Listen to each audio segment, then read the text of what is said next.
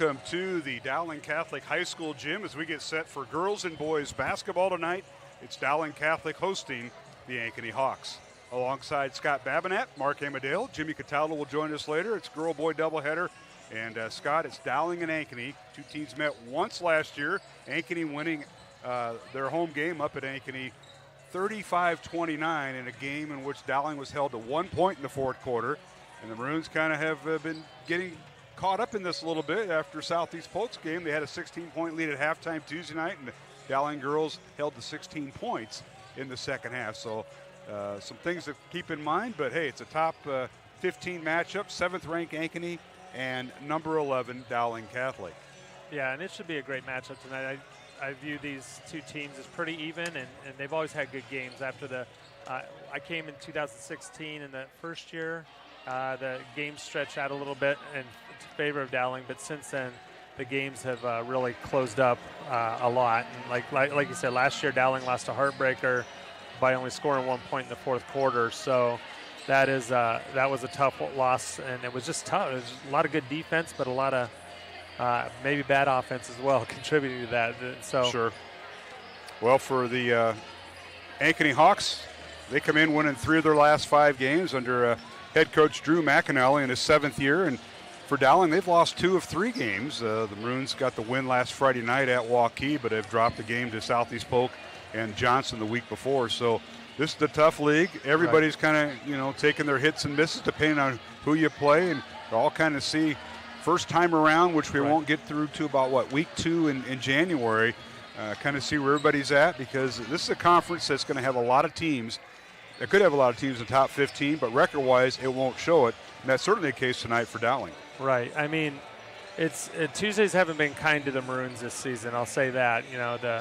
The tough loss at Valley, tough at Johnston, and tough at Southeast Polk the other night. And that was just a tough second half for the Maroons. They didn't hit shots, and Southeast Polk started hitting everything they shot, which made it difficult for Dowling to get out on the break after rebounding the ball and getting some easy baskets, which they got in the first half. All right, we're also joined tonight as we simulcast tonight's game on CISN.TV. So, Scott, we're radio and TV and live stream at the same time, like we did in football. And if you're tuned into CISN, you can watch the game and listen to us if you want to go through that much misery. But that's the stakes we're at tonight, and I'm glad to see you dressed up. Yeah, I tried. It's just nice to know that Dowling still has a gymnasium. We haven't been here this year. Well, you notice they painted it? It does. It looks nice there. And they have this thing called the shot clock up there, yes. and we have personnel at the bench, and one of the guys who helped with the history of Dowling football is running the varsity shot clock, and that's Ted Power. Ted's a super guy, retired newspaper man, and I mean in the publishing area up there, and his wife Kathy, my classmate here at Dowling, Kathy Kirby as she was known then, her husband, Ted Power comes out and say, I'm going to run the shot clock. So that's the only change, and I'll note that to Mr. Cataldo because he was really concerned about that Tuesday night. Yeah, I heard you guys discussing a little bit, but it's one of those new logistics that you have to get used to. When I came to Iowa in 2016, I was surprised we didn't have the shot clock after all those years I had in California with the shot clock. So, it has helped the pace of play, I believe, across the state.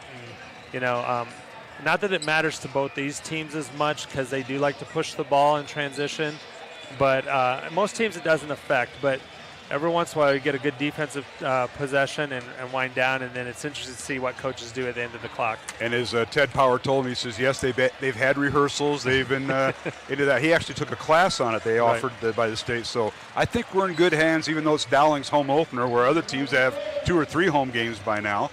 I also want to thank the CISN crew, as I mentioned earlier. Justin Wolber is our on-site producer, and up there in the cameras, the one and only Pete Tarby, one of the founders of CISN, and Aaron Brady will be your camera operators tonight. Jennifer Phelps on the radio side is our studio producer, and of course, sitting next to me, and we've got a lot of names to get underway. Paul Oya, a junior here, he's running the video board here at Dowling.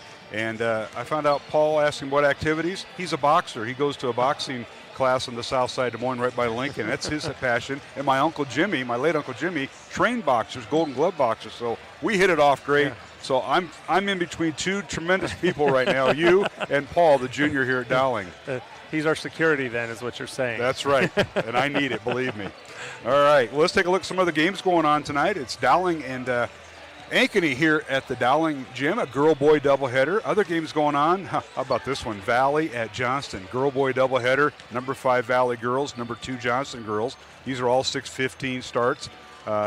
Number 8 Ankeny Centennial gals at Waukee tonight in a girl-boy doubleheader. Southeast Polk's at Urbandale. Lincoln is at North, East at Hoover, and Ottumwa at Roosevelt. Of course, Lincoln, North, East at Hoover, and Ottumwa Roosevelt are all the Iowa Alliance Conference. Teams that are not playing tonight, Waukee Northwest has a bye. Ames, Mason City, and those are 3 of the teams that have a bye tonight. So you may see some of those coaches around, maybe scouting. There you go. And we want to thank our supporters and sponsors. They include Ashworth Vision Clinic, Construction Professionals, along with Dental Associates and Mercy One, the Catholic Tuition Organization, and Skeffington's Formal Wear on our radio side. the folks at the Catholic Tuition Organization. That's where I was gone for a little bit. I had a little presentation in the Dowling Media Center, so I was over there. Mark Reed will join us at halftime of the girls' game. So we'll talk to him more about the Catholic Tuition Organization and what they provide for folks that want to send their Catholic kids here to Dowling Catholic High School. We're going to take a break. We got 2 minutes to go as we're going to start a little early tonight, and that'd be way early. Yeah. 6:15 start, make it a 6:10 start the way they're going. So we'll take a break, come back with starting lineups. Mark Amadale, Scott Babinett from the Dowling Gym. Back in 1 minute here on the Iowa Catholic Radio Network and CISN. Western lets your UTV power through the storm. The Impact V-Plow and Impact Straight Blade, with the features the pros demand. Custom tailored for your UTV. And to keep your work top-notch, rely on the Tornado UTV Hopper Spreader. Now that's a job well done. Western, more jobs done faster. Visit Truck Equipment Inc. today at truckequipmentinc.com. Our year-end sales event is going on now at DeArmond Automotive, Knoxville. With over 60 new vehicles in stock on the ground, you can take delivery now. Every new Chevy, Buick, GMC, Chrysler, Dodge, Jeep, and Ram, and all DeArmond certified used vehicles are tagged with one low sale price. DeArmond Automotive Knoxville, DeArmondAuto.com.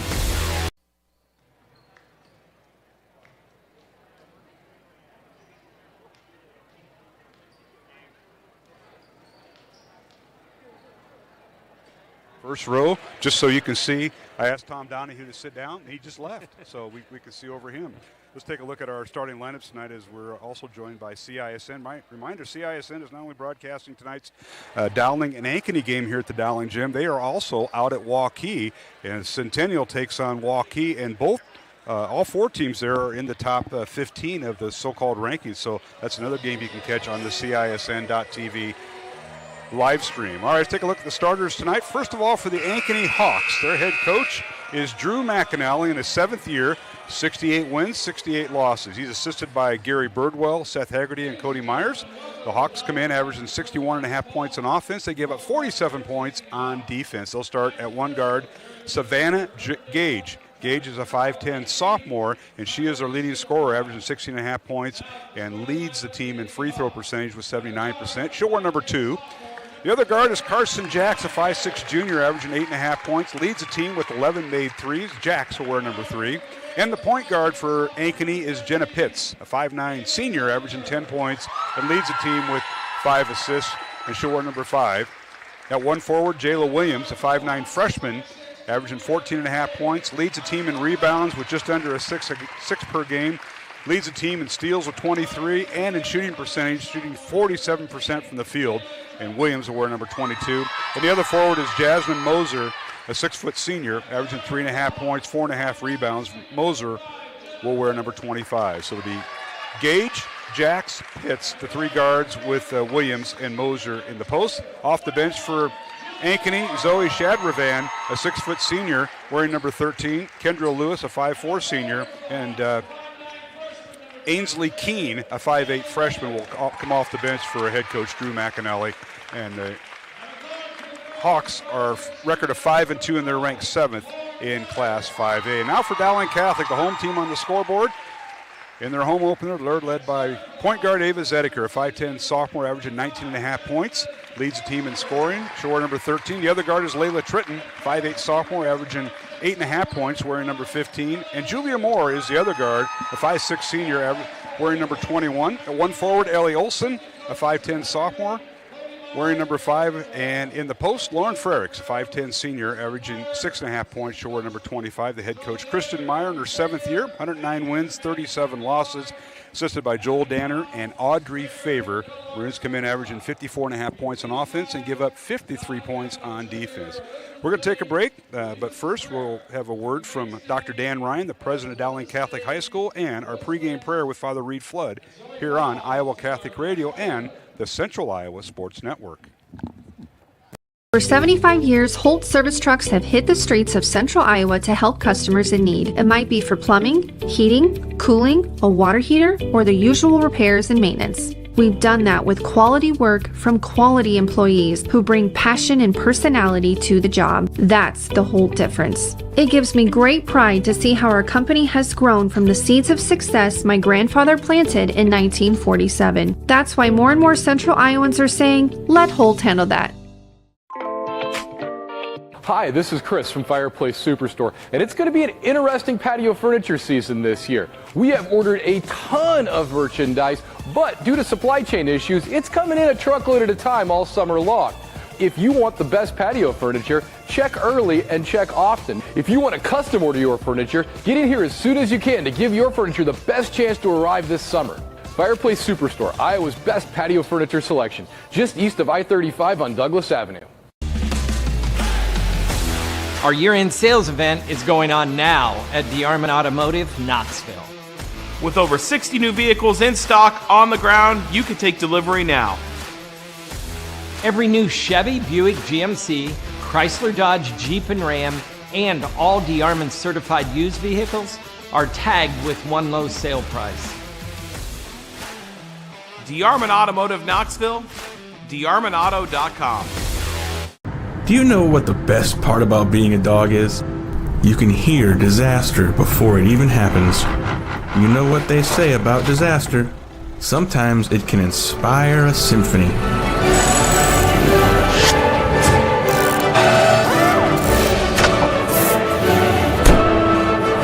An honest day's work deserves an honest day's treat. No extra charge. And that is why we choose Honest Wrenches. No extra charge. And it's how service should.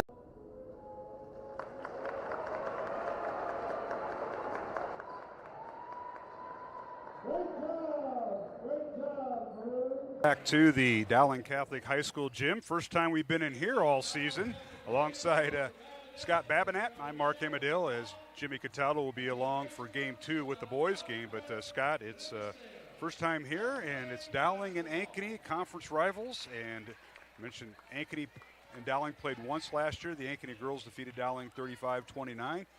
That was without the shot clock, so we'll see how this all transpires. You might see the game get up a little higher than those scores from last year, a defensive struggle. And what are some of the keys you see here, Scott, before we get underway? Well, both teams are going to push the ball tonight. I think both coaches would like it if their teams would lower their turnovers. They're averaging 16 a game, which is you expect more in a running game, but you still want those down maybe around 10 to 12 at the highest. So both teams have some work to do there. Both teams really need to get out and get easy baskets off rebounding, so rebounding will be a key here again. And I think that's kind of a theme for every game, though. But team that gets out and gets easy baskets will accentuate their offense a lot easier tonight. All right, Lauren Fergs for Dowling in their white uniforms against Jayla Williams, the 5'9" freshman for Ankeny. And Williams wins the tip-off, and it's in the backcourt. And Ankeny with the basketball left to right in their road black uniforms, gold trim and numbers. Dowling in their home white uniforms. First time we've seen them this year in the maroon trim and numbers. And Dowling stays man-to-man to start with. In the lane, a shot off the glass, good by Jayla Williams. She not only wins the tip, but she also gets the first basket here, Scott. Yeah, both teams want to do it. They do a good job of widening the court and making it look real big, so they have great driving lanes, and she had a very nice finish there. Dowling with the ball left wing. Here's Zediker coming off a ball screen by Olsen. Gets in the lane, nicely cut off by the Hawks. Now in the lane is Fergs. Her scoop shot up and good. Lauren Fergs went right around Jasmine Moser for the basket. Yeah, both teams are doing similar things. They call them like drives, finger cuts off those things that are around the elbows and opening up the offense that way. Ankeny in the front court. Savannah Gage dribbles in the lane. And shot off the glass, no good by Gage. Rebound Zediker and Dowling. Maroons running, 3-on-2 fast break. Zediker in the lane, blast through, layup good. Ava Zediker, the 5'10" sophomore with the basket, and Dowling with its first lead, 4-2.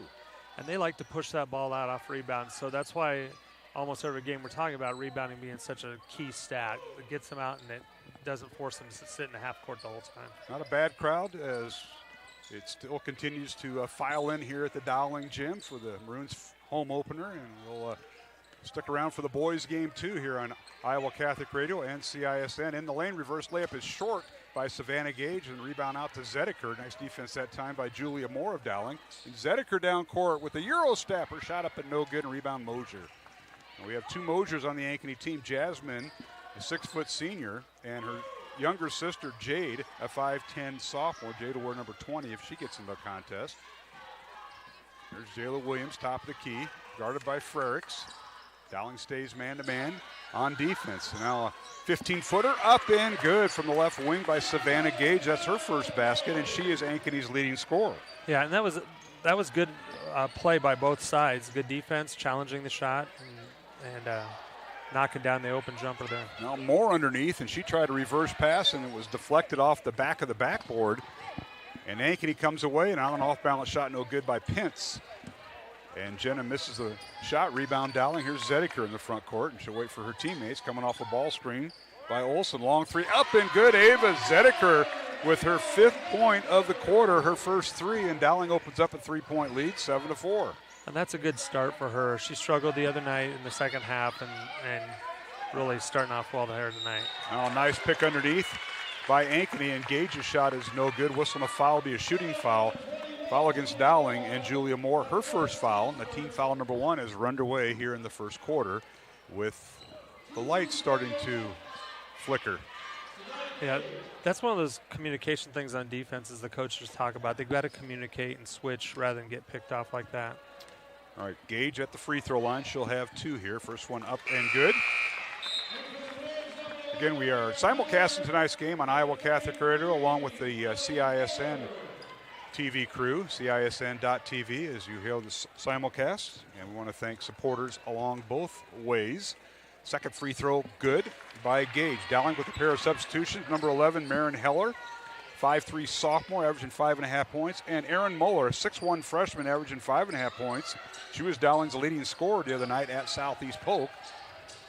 Into the lineup, number 43 is Muller. Now Dowling with the ball. Here's Tritton underneath. Her shot up, no good, drew the foul. And they'll call it on Jasmine Moser, her first. And first team foul on the Ankeny Hawks. And free throws coming for Tritton. And that was a great job by Layla Tritton, dribble driving and attacking the glass. And both teams are doing exactly what they want to do on offense. And the good thing about this is within these rotations, you can keep your players fresh to get a quick break here to catch their breath, because both teams are flying up and down the court. You see, even after the rebound, players running spots and then opening up the middle for the drives. All right, Zediker was out momentarily, is back in as Ellie Olsen stays on the bench and Julia Moore on the bench. Second free throw is good by Tritton. So both teams 2 for 2 at the free throw line here in the early going. And the other way we go with Hawks with the basketball. Dowling up 9-6. Corner three is no good by Savannah Gage. Offensive rebound, Ankeny. Long three up and rolls through. Rolls around and goes through by Jenna Pitts. Yeah, that's definitely one of the sticking points for the Dowling coaches. They want that defensive rebound there. You don't want to give them extra shots and extra possessions. All right, here's Heller with it. This is Marin Heller, right side over to Zediker. Dowling has both their point guards in the game. Heller gets the pass from Zediker in the lane, puts up a shot, up and no good. Rebound is put back and good by Ellie Muller, the 6'1 freshman for the Maroons, with the basket. Ellie's really come a long ways these last 3 games and just showing up and adding or contributing on the offensive side and the defensive side, and pushing for way more minutes here. She was Dowling's leading scorer against Southeast Polk, had a career-high 14 points. And the game before, she had a career-high 12 points. And now here's Tritton with the steal into the hands of Frericks. It's knocked around, and now Frericks trying to get out of the backcourt to Heller. Notice we haven't been close to a shot clock violation with these two teams. It won't be there. Zediker's shot might have been partially blocked. It's no good, as Shadravan in there with the block for Ankeny, and the rebound out to the Hawks. Here's Pitts with it, top of the key. Right side it goes to Jax. In the corner to Gage. Ball stolen away by Heller. Moves with another defensive play, and the Hawks come up empty. Dowling leading 11-9. 3 minutes to play first quarter. They work underneath to Ellie Muller, and the ball stolen away. Again, great defense that time by Shadravan. and a timeout called by Ankeny. We'll keep it here. It's a 30-second timeout with 2:53 to go in the first quarter. Dowling leading 11-9. And Scott, I'd be remiss if I didn't give a shout out to my brother who's home watching it in Ankeny. He broke his leg this week, and or his foot, I should say, or tibula, fibula. You know, so Father Mike, we're wishing you well, and saw a few of your friends here at Dowling. Yes, you still have some friends here at Dowling, but they wish you well and take care. I know we sent some crutches up from our house. My son had ACL surgery several times, or twice rather, and he's borrowing our crutches. And thank goodness it's him, not me, Scott. Yeah, I tried crutches once and I just got rid of them. I'm going to limp this thing out. I don't know how people do those things, but they're of no fun. Well, I was going to send him. Really was going to send him up a walker, and I may just wait till Christmas for that. But Father Mike, hope you're getting better and let that leg heal. Drink a lot of calcium. All right, so I want to mention our supporters of Iowa Catholic Radio. They include Mercy One, Skeffington's Formal Wear, and the Catholic Tuition Organization. And a reminder, we will have Mark Reed, a member and the executive president of the Catholic Tuition Organization, executive director, on at halftime. Yeah. That's how quick it goes. They are listening, Scott. So if you want to sneak something in about Ankeny, there's ears up there, besides the teams that are listening here, you know, the fans from Ankeny who sit behind us. All right, we're underway. Out of the 30-second timeout called by head coach Drew McAnally at Ankeny. His dad was a longtime head basketball coach down at Clark of Osceola, and is retired and does some coaching on the side. Now I got another Ankeny turnover. And Scott, if I'm not mistaken, that's the third empty possession for the Hawks right now, and thus the timeout by Coach McAnally. Yes, that's not what he wanted out of that timeout, but, you know, that's what we talked about early on. Both teams have had a propensity to turn the ball over a lot, and that's, if they want to progress and get better, that's what they've got to do. They've got to stop that type of play. Zedeker, also the point guard for Dowling, gets caught in the lane. She grew a couple inches over the summer, and she thinks she's a post player, and she tried to get out of traffic and dribbled into traffic, and a turnover by Dowling. So it'll be Ankeny basketball. Dowling leads by 2, 2:20 left to go. First quarter from the Dowling gym, the Maroons home opener. Underneath, here's Kendra Lewis with the shot. It's no good. Rebound cleared out of there by Dowling and Ellie Olson. Outlet pass goes to Marin Heller. Here's Moore back in. It's Julia Moore wearing number 21. They lob it inside to Ellie Muller, and a whistle and a foul on Ankeny. Ellie's doing a good job of working for position there to get the ball. She probably needs to get a little bit stronger to hold her spot, and then she'll see even more growth there. So Shad Ravan picks up the foul for Ankeny. That is team foul number 2 on the Hawks, and Dowling will inbound the ball. They get a brand new shot clock. Zedeker thinks about the 3, won't shoot it, guarded very well by Gage. Now to Heller, guarded by Pitts. Heller in the lane against Pitts, gets in the corner. This is Olson with it. Good defense by Ankeny. 12 on the shot clock, and now we got traveling called on Ellie Olson and Dowling. So we're seeing a lot of empty possessions after the scoring started out strong. Now we've leveled off here, Scott. Yeah, I'm looking at 4 turnovers for Dowling and 3 for Ankeny right now, and it just stalls your offense so much. And you're, like you said, empty possessions, and you look back over the course of the game going, this is what's killing us in our opportunities to get stops and then build.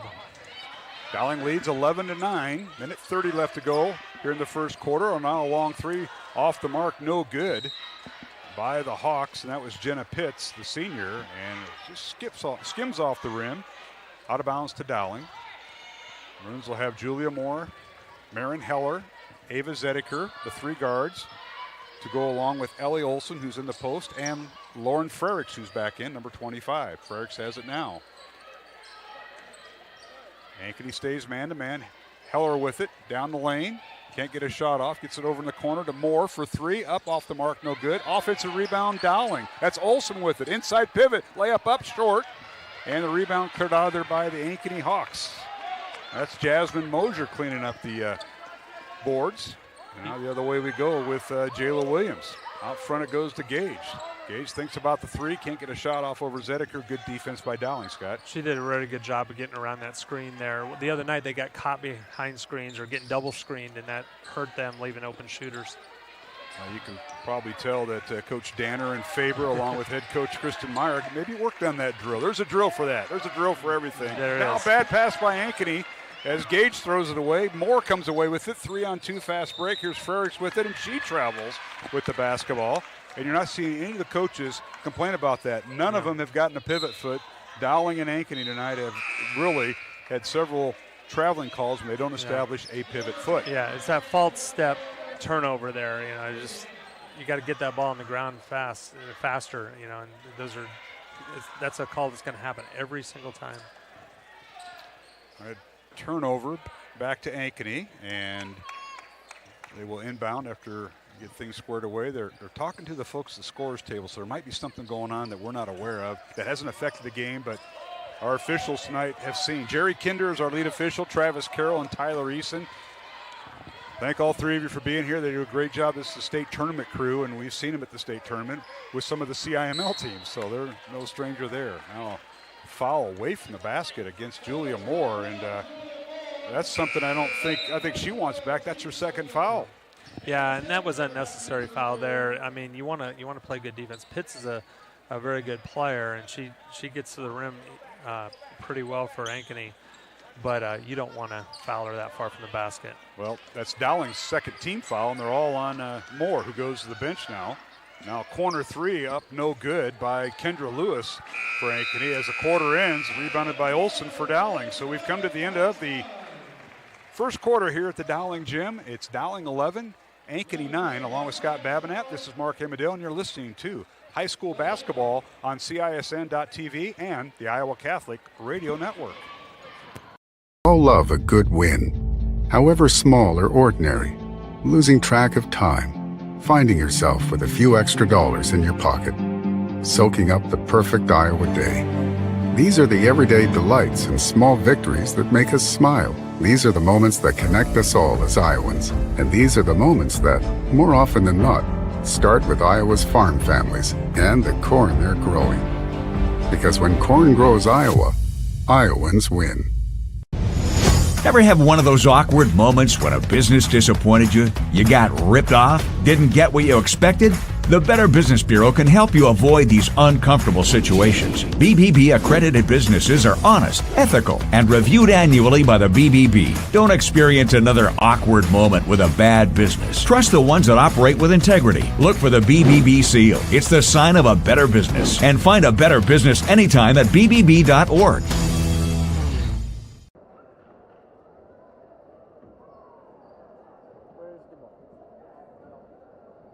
And we're back here at the Dowling Catholic Gym.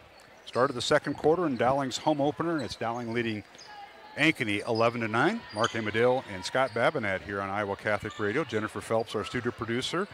And on the live stream side, we appreciate CISN.TV as we simulcast with them.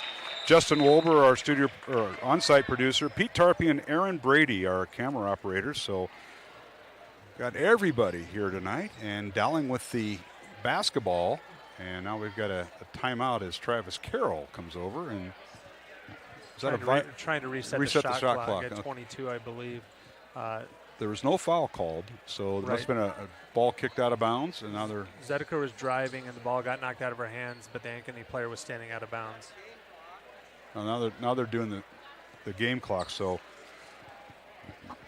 while we have a moment, and they got to reset the clock here, folks, the number one team will go through the Class 5A rankings that came out yesterday by the Iowa High School Girls Athletic Union. Number one team in 5A remains Waterloo West, followed by Johnson at number 2. 3 through 5 is Pleasant Valley, Southeast Polk, and Valley at number 5. 6 through 10 has Iowa City West at number 6. Ankeny at 7.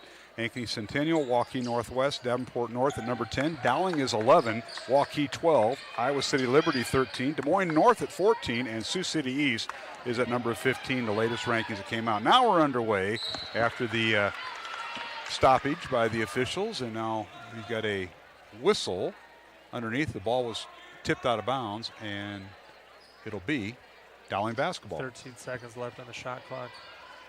And the Maroons will inbound the ball. Here's Olson with it to Frericks. Right side to Tritton. Dowling run their offense. Here's Zedeker with 5 on the shot clock. She's double teamed. Somebody's got to be open. She puts up a shot. It's up and good. The basket will count and a foul on Ankeny. What a move by Zedeker. A strong move as the foul was on Savannah Gage, her first. Yeah, that was a strong move. And she didn't panic under pressure. And she just waited and let the defender go past her a little bit and then powered through. So with Zediker, that is her 7th point, and she'll have an opportunity for her first free throw of the night. She comes in 81% free throw shooter, leads the team, and hits the free throw.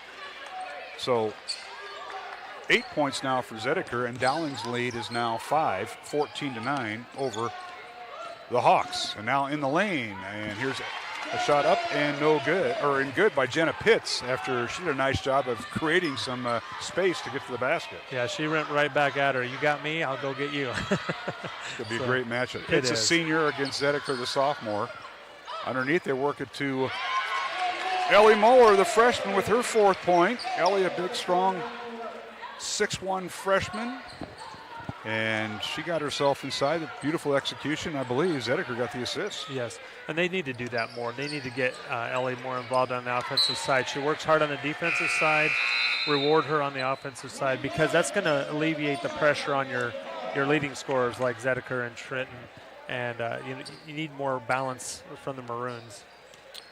All right, Dowling has Heller back in, so Heller will be the point guard with Zediker, Trenton, Lauren Frericks, and Ellie Moeller.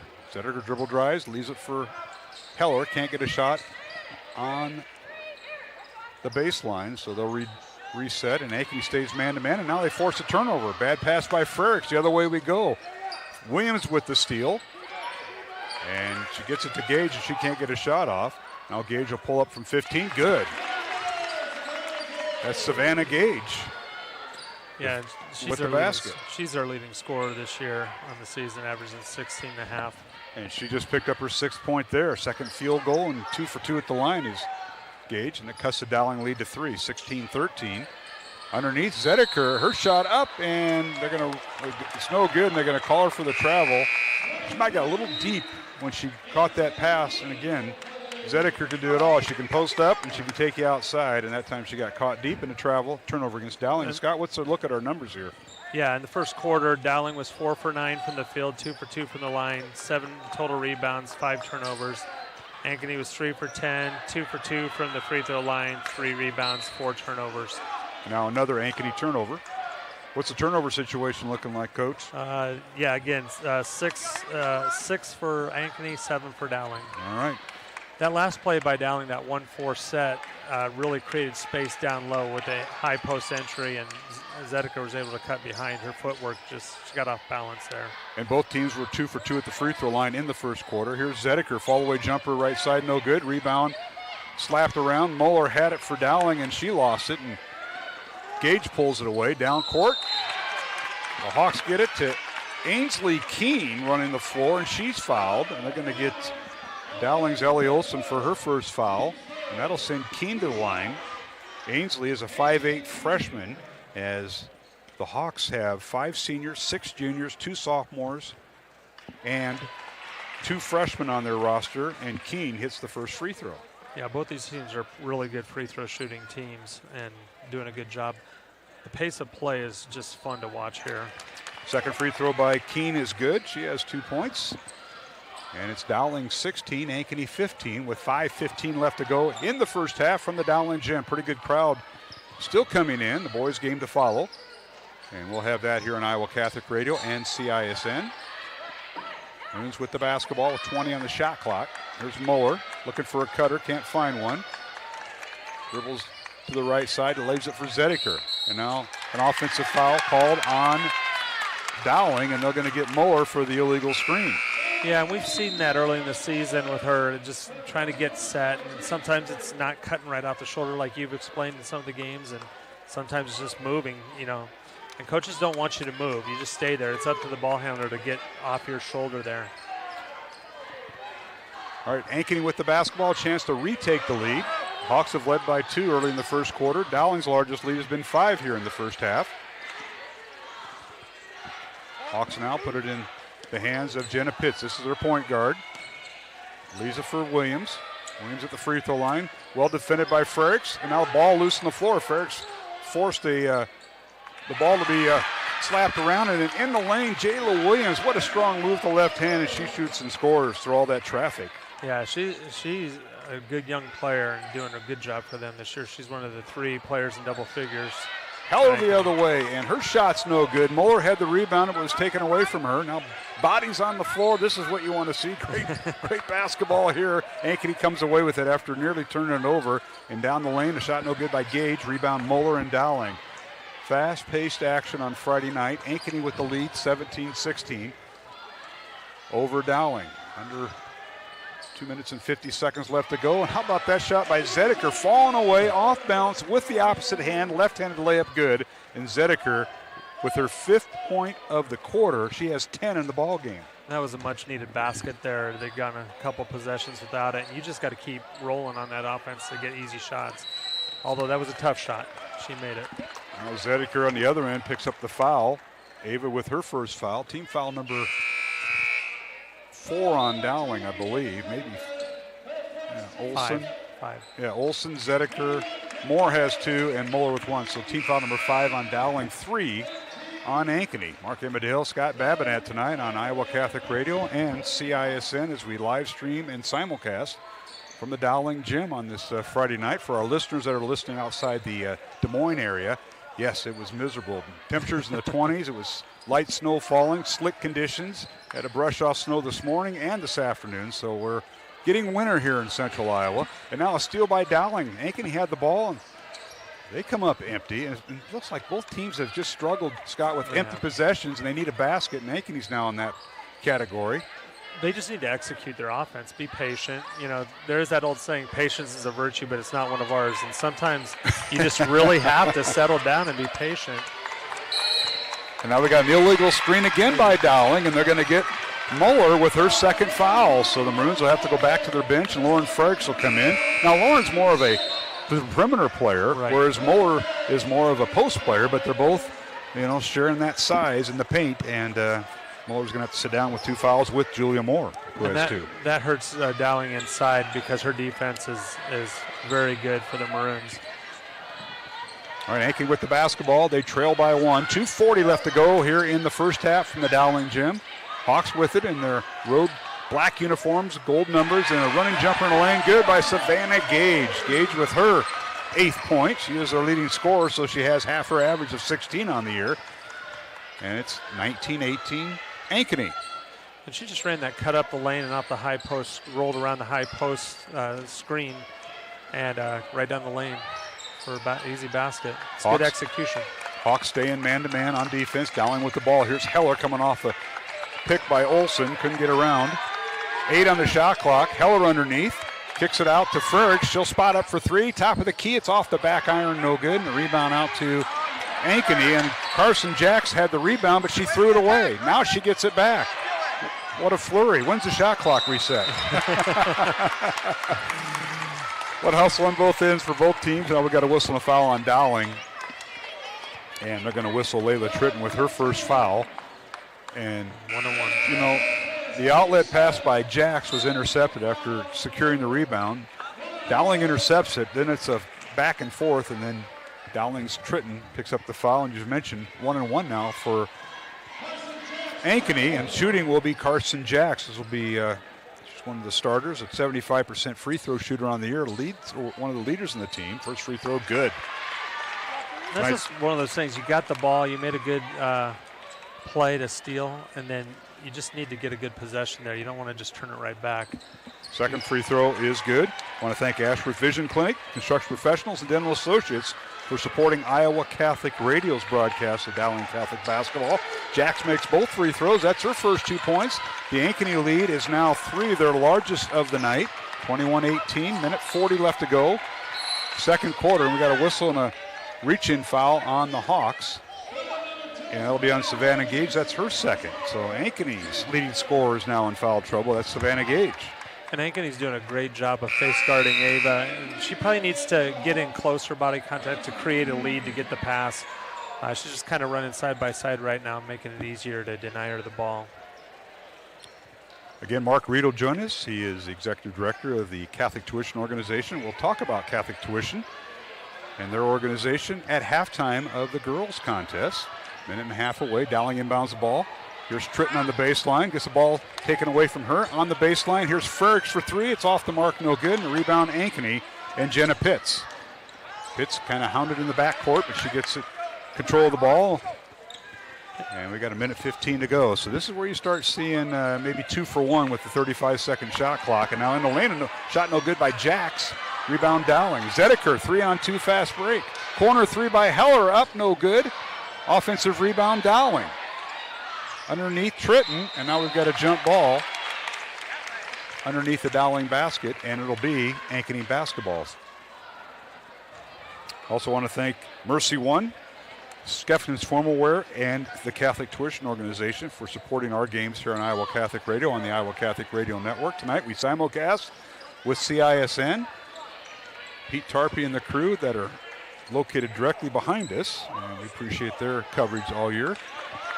All right, 49 seconds to go. Ankeny by 3, and they have the basketball. They can't set up for the final shot like you could do in the old days. Now they got to watch the shot clock, which is less than 20. Here is Pitts from the left elbow. Her shot no good. Rebound Dowling. Here's Heller with it. Lisa for Zedeker, and now Ava Zedeker looks to head coach Kristen Myers, seated right in front of us, and a set play call for the Maroons. Ankeny will stay man-to-man here, Scott. Yeah, and this is where you do want to get the last shot going into the locker room. You don't want to give them the ball anymore. About a 2-second differential between the shot clock and the game clock. 14 seconds to go on the game clock, 9 on the shot clock. Here's Zedeker coming off a ball screen. Step back 3, top of the key, up and it's short. Rebound Dowling. That's Frerichs with it, and she draws the foul with 2.9 seconds remaining in the half. And Jerry Kinder will give us who committed the foul. Ainsley Keene, the 5'8 freshman for Ankeny, committed the foul. So Frerichs to the free throw line, who has 2 points back in the first quarter. First free throw good. That is Lauren, believe it or not, Lauren's first free throw attempts of the season. That's amazing, because she does drive and get into the lane quite a bit. Second one no good. Rebound Ankeny and Pitts. And she won't get the shot off. That shot will be no good. It'll be waved off. And we go to halftime with Ankeny leading Dowling Catholic 21-19 here on Iowa Catholic Radio. And what a first half performance it was by both teams here in the CIML. They're going to play each other again later on next month. But what a first half we saw here by both teams, Scott. Yeah, I mean, there was a lot of action, good pace of the game. You'd think you'd see more scoring, but the turnovers have really limited that aspect of it. And both teams need to clean that up. The team that cleans that up in the second half and gets their offensive execution down will walk away with the win tonight. Well, Ankeny's went 6 for 6 at the free throw line tonight. And for Dowling, the Maroons are 4 of 5 at the free throw line. We're going to total up some of the scoring here. Ava Zedeker leads away for Dowling Catholic with 10 first half points. She's followed by Ellie Muller with 4 points. She battled foul trouble. She had to sit down with 2 fouls in the first half. 3 points for Lauren Frerichs. Julia Moore did not score. Layla Tritton with 2 free throws for her 2 points. And Marin Heller did not score for Dowling Catholic as the Maroons went 4 of 5 at the free throw line. For Ankeny, the Hawks are led by their leading scorer, Savannah Gage, with 8 points at halftime, followed by Jayla Williams with 4 points. 3 points for Jenna Pitts, 2 points for Carson Jackson, 2 points for Ainsley King, as the Hawks went 6 for 6 at the free throw line in the first half. We'll take a break. We'll take a 1-minute break here at halftime, and we'll come back with members of the Catholic Tuition Organization, and I believe it's going to be Mark Reed speaking with us tonight here on Iowa Catholic Radio. So we'll take a break and come back with Mark in 1 minute here on the Iowa Catholic Radio Network and CISN. Our score, Ankeny 21 and Dowling 19 at the half. Do you know what the best part about being a dog is? You can hear disaster before it even happens. You know what they say about disaster. Sometimes it can inspire a symphony.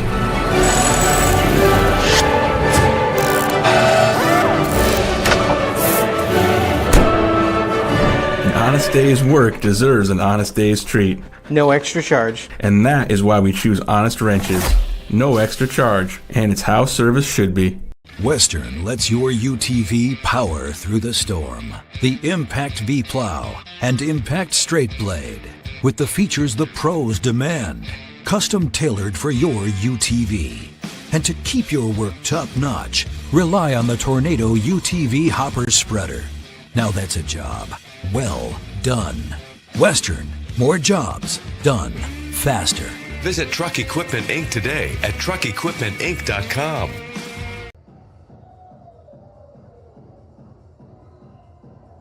To halftime here at the Dowling Gym, along with Scott Babinett, Mark Amadale, and we are at halftime, Dowling Catholic and Ankeny. The Ankeny Hawks lead Dowling 21-19 in this girls contest.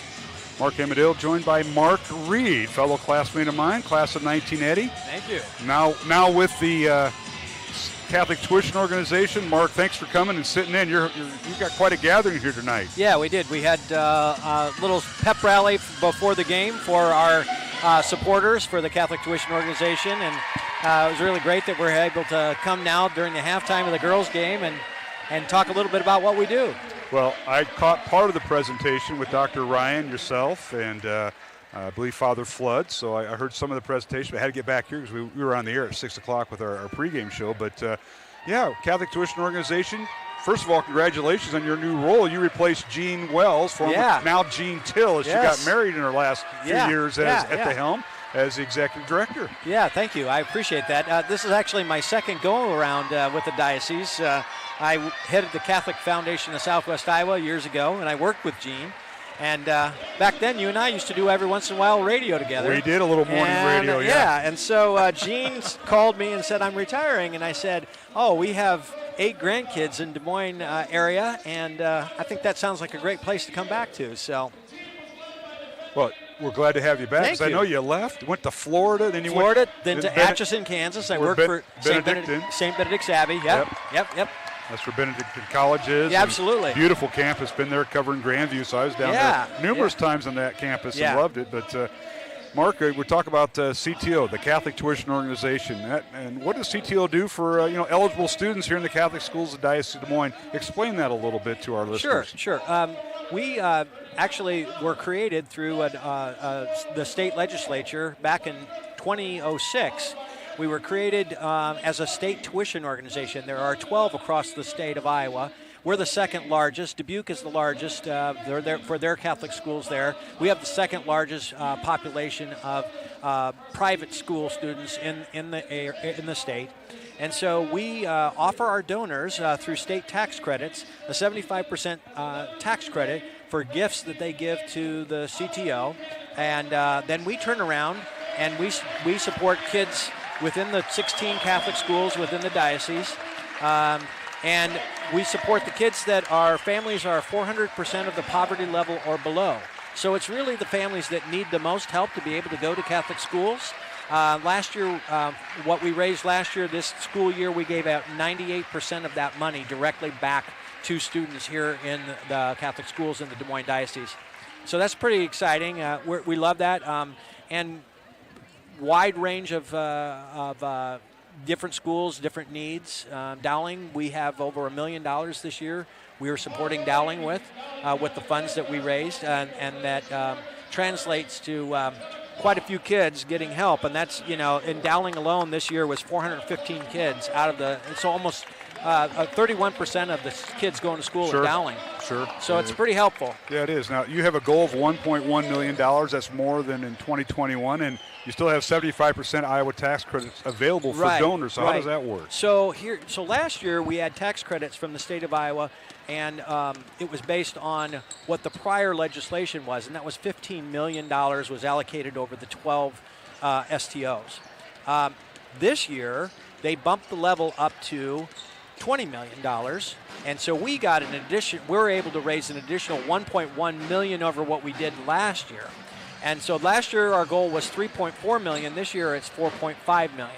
And I still have tax credits available, so if anybody's interested in donating and helping us to make sure that kids next year when they go to school will have the needed funds, that's a great way to do it, and you get a 75% Iowa tax credit. And those tax credits are good for 5 years. So if you don't utilize all of them for the 2022 taxes, you can use them for the years following. And we should let our listeners know, if you got a pen and paper, we'll give that to you. Sure. The website, ctoiowa.org. I say that all the time on the radio. But do you have a phone number you want to give out, Mark? Yes, it's 515-237-5010.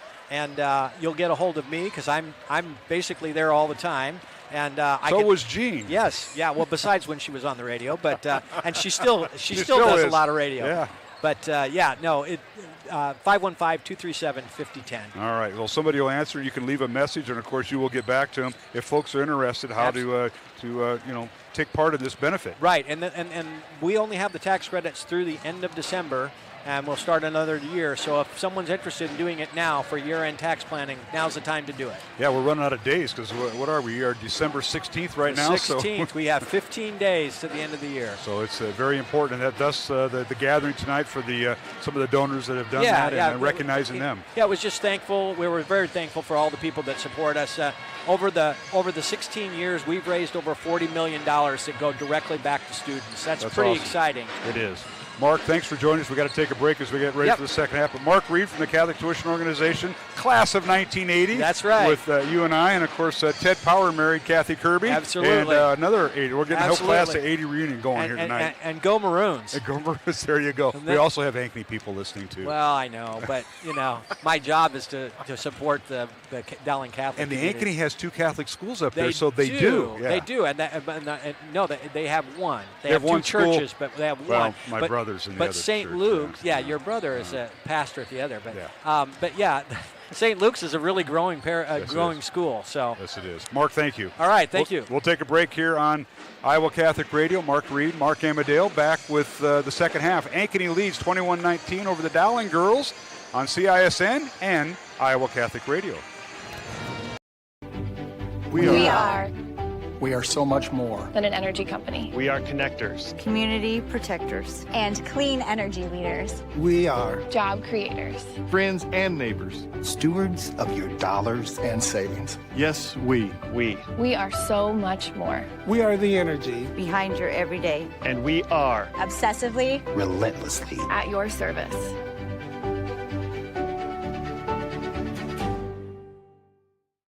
For 75 years, Holt service trucks have hit the streets of central Iowa to help customers in need. It might be for plumbing, heating, cooling, a water heater, or the usual repairs and maintenance. We've done that with quality work from quality employees who bring passion and personality to the job. That's the Holt difference. It gives me great pride to see how our company has grown from the seeds of success my grandfather planted in 1947. That's why more and more central Iowans are saying, let Holt handle that.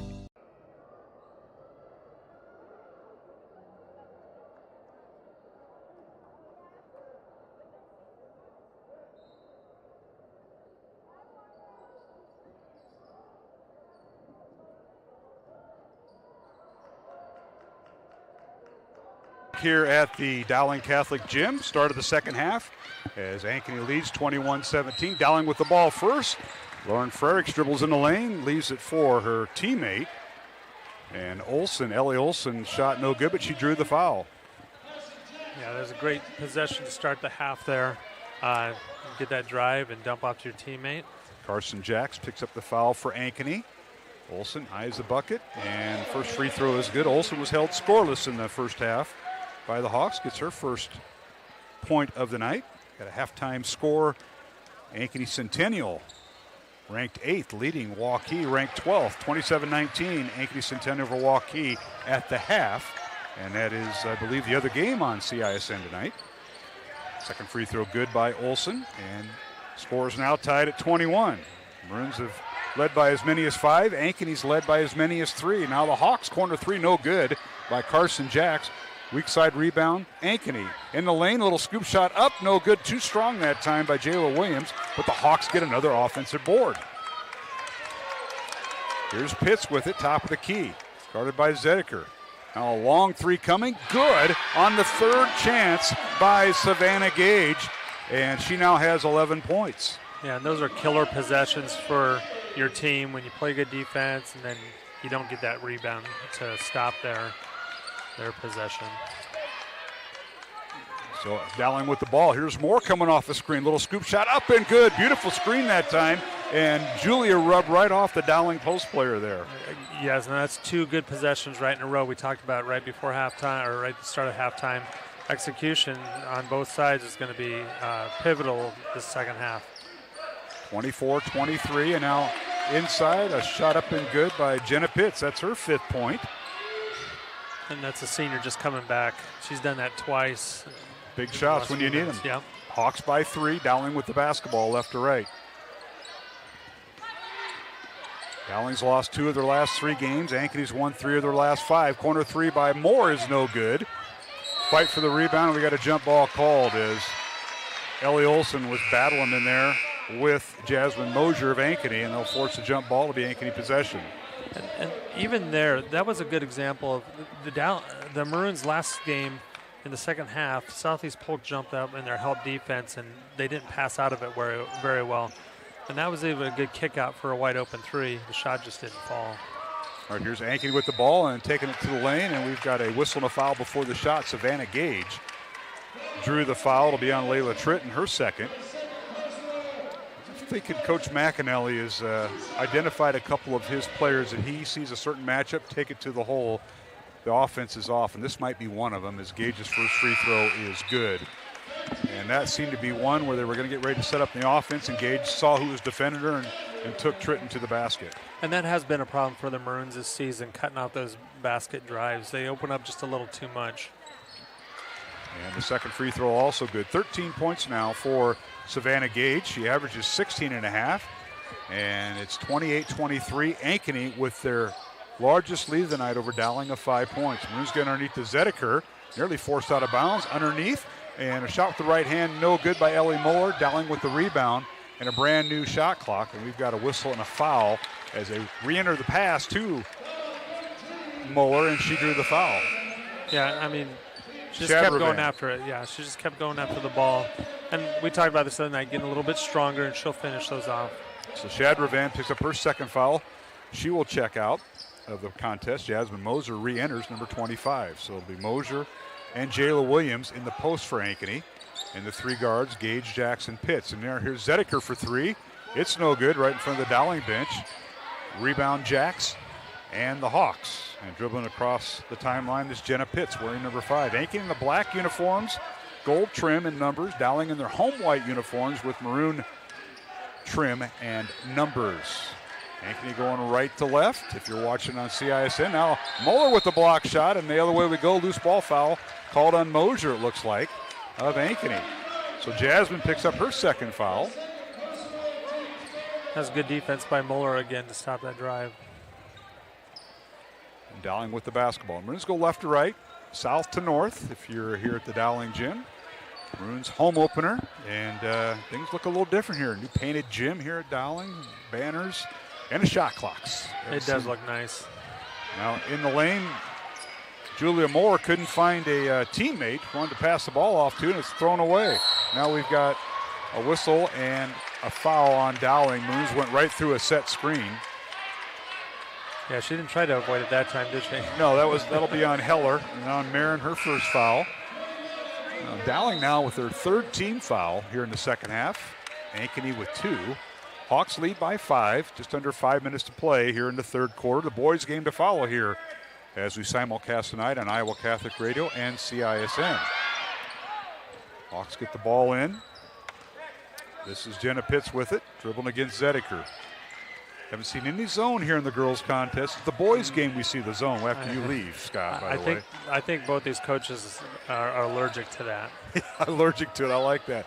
And now coming off a screen here, Savannah Gage in the baseline shoots and scores. Gage with her 15th point to lead Ankeny.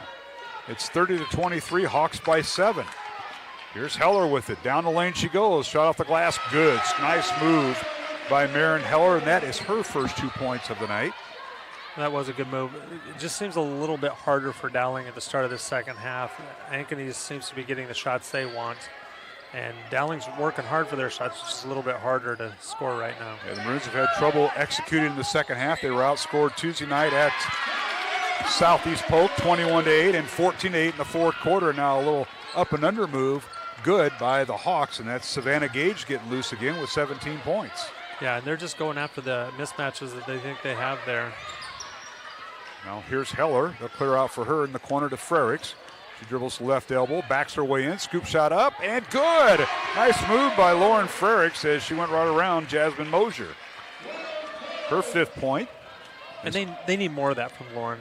We didn't get to talk about it at the start of the game, but Dowling needs more production throughout the team and making it easier.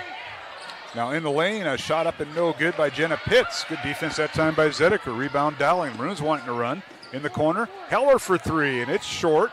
Fight for the rebound, and Williams comes away with it for Ankeny. Lead pass to Mosier, and a little too strong. Out of bounds to Dowling as Ainsley Keene will check in, number 23 for Ankeny, and Layla Tritton checking in for Dowling, number 15. Both teams are really struggling from the three tonight, more so Dowling at being 1 for 9.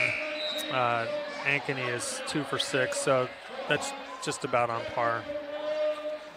So substitutions for both teams. Heller and Frericks will check out for Dowling. Back in for the Maroons is Ellie Olson, number 5, and Ellie Muller, number 43.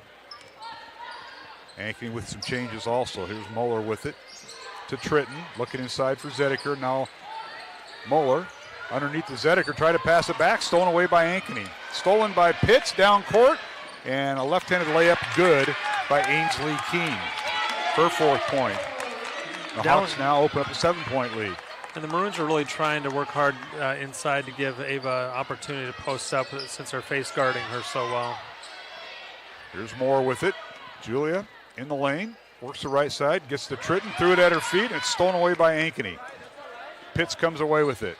And the Hawks will now run their offense with 2 minutes and 30 seconds to go in the third quarter. Ankeny by 7, 34-27 over Dowling. And now we got a turnover by the Hawks as a carrying of the basketball was called on Ankeny. If I was coaching right now, I'd be saying the bakery is open tonight. We are going to take a full timeout as Dowling is taking a timeout. 2:24 to go, third quarter. Ankeny Hawks 34, Dowling Catholic 27, and you're listening and watching tonight's game on CISN and the Iowa Catholic Radio Network. 1,300 vehicles on WaukeeChevy.com. Schottenkirk Chevy Waukee. If we don't have it, you can build it. Newly expanded service department means we're hiring. See the openings on WaukeeChevy.com. Schottenkirk Chevy Waukee. WaukeeChevy.com. Ever have one of those awkward moments when a business disappointed you? You got ripped off? Didn't get what you expected? The Better Business Bureau can help you avoid these uncomfortable situations. BBB accredited businesses are honest, ethical, and reviewed annually by the BBB. Don't experience another awkward moment with a bad business. Trust the ones that operate with integrity. Look for the BBB seal. It's the sign of a better business. And find a better business anytime at bbb.org. Free Godfather's Pizza begins with the download. Order through my new online ordering app and start earning free pizza and sides. It's easy. Download the Godfather's Pizza online ordering app today. Do it.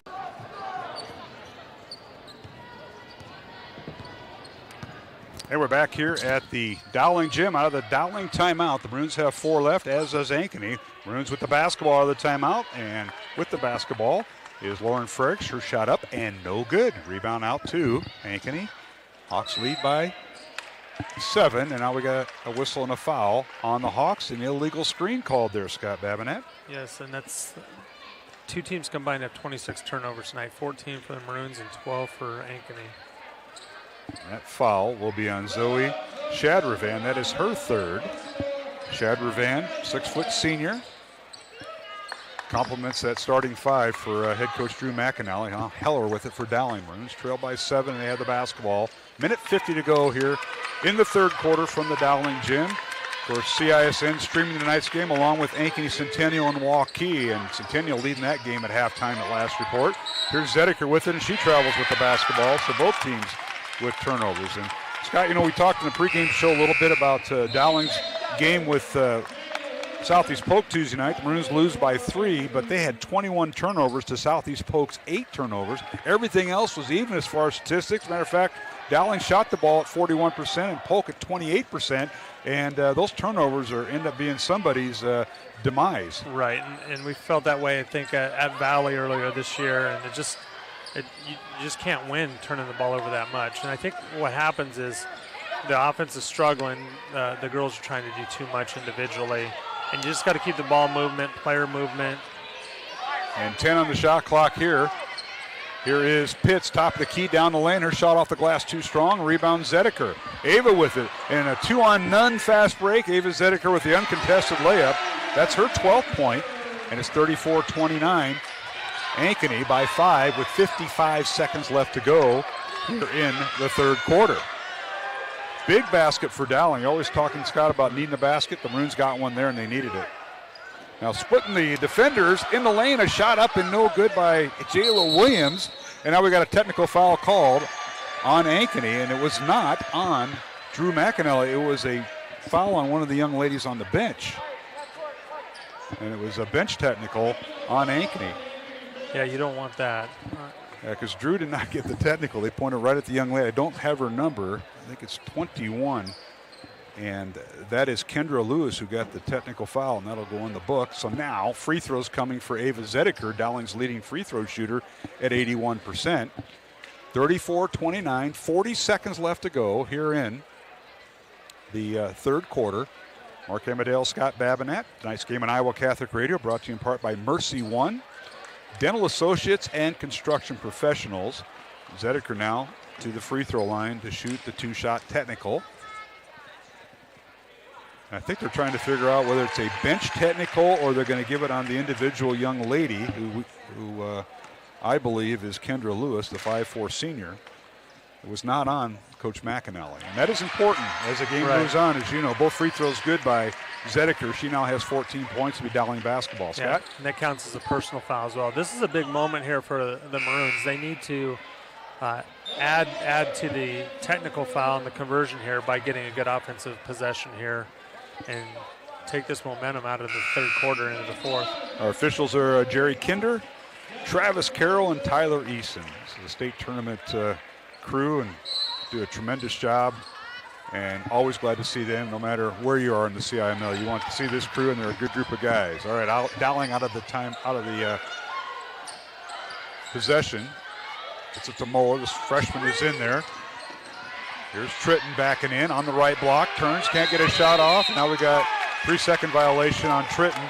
I think she wanted to shoot, couldn't find a way to pass, anywhere to pass. Good job by Ankeny on defense, and a 3-second call on Dowling, Scott. And those are kind of those turnovers I was referring to earlier when the defense steps up and they kind of get lost in that setup right there to get rid of the ball. People need to open up for her out on the perimeter or cut. Shot clock is off, 13 seconds left in the third quarter. Ankeny leading 34-31 in this battle of top 10 teams. Ankeny at number 7, Dowling at number 11. Now Zedeker with a near steal, and we got a whistle and a foul before the shot with 1.3 second remaining. And the foul is on Layla Tritton, her third. And they're going to say it's on the floor, so it'll be a side out for Ankeny in front of the Ankeny bench. And head coach Drew McAnally and his assistants there, Gary Birdwell, Seth Haggerty, and Cody Myers. Now a long three at the horn by Jax is no good, and we've come to the end of the third quarter with the score. Ankeny 34, Dowling 31. Along with Scott Babinette, I'm Mark Emmerdale, and we'll return to the Dowling gym after these messages here on CISN.TV and the Iowa Catholic Radio Network. Western lets your UTV power through the storm. The Impact V Plow and Impact Straight Blade, with the features the pros demand, custom tailored for your UTV. And to keep your work top notch, rely on the Tornado UTV Hopper Spreader. Now that's a job well done. Western, more jobs done faster. Visit Truck Equipment Inc. today at truckequipmentinc.com. Our year-end sales event is going on now at DeArmond Automotive, Knoxville. With over 60 new vehicles in stock on the ground, you can take delivery now. Every new Chevy, Buick, GMC, Chrysler, Dodge, Jeep, and Ram, and all DeArmond certified used vehicles are tagged with one low sale price. DeArmond Automotive Knoxville, DeArmondAuto.com.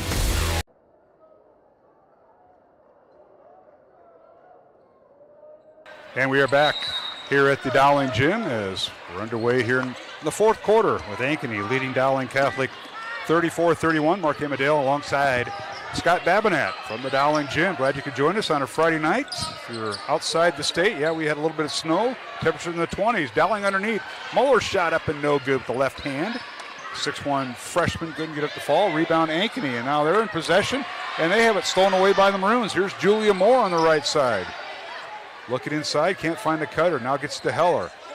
Trying to get it inside to Muller, can't get it to her as we're underway here in the fourth quarter. Lauren Frericks, Ava Zedeker, Marin Heller, Julia Moore, and now Muller in the lane. Her shot up, no good. Well defended that time by the Ankeny Hawks and Jasmine Moser. That's 2 looks by the Maroon freshman. She has, and going left, she's just missed them both. Here's Jacks with it. Carson Jacks out front to the leading scorer, Savannah Gage. Gage coming off a ball screen by Jacks. Can't get a shot off. 15 on the shot clock. They work it inside. This is Mosier underneath. Her shot no good. Rebounded by her teammate Jayla Williams, and she's fouled on the putback. Foul on Dowling. This will be on Lauren Frericks, her first.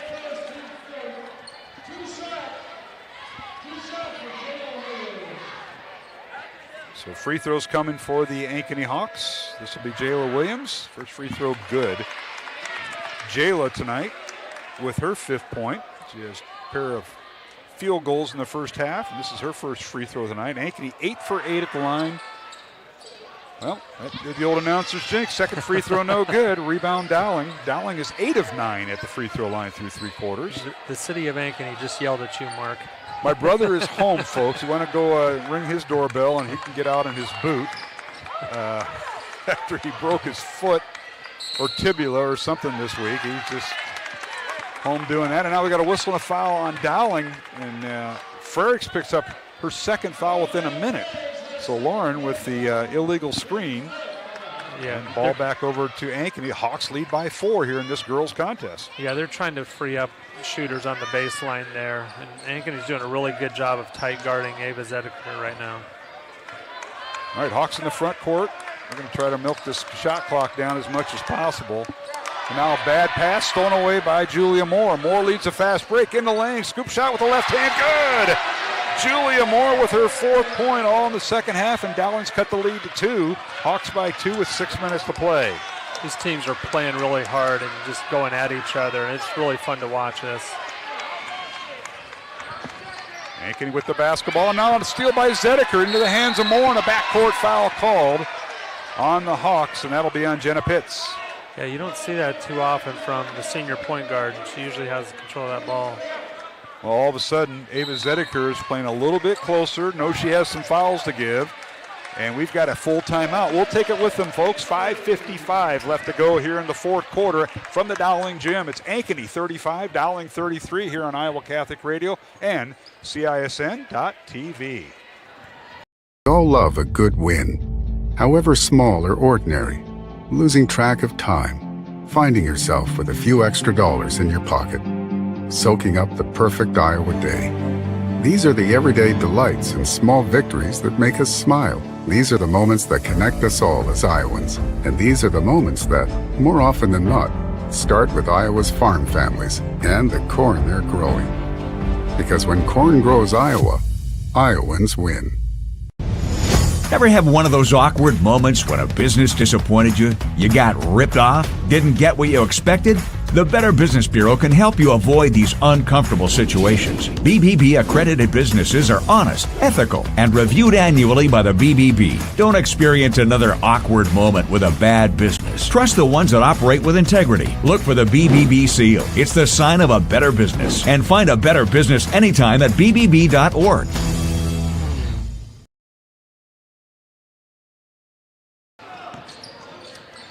And we're back here at the Dowling Gym out of the timeout.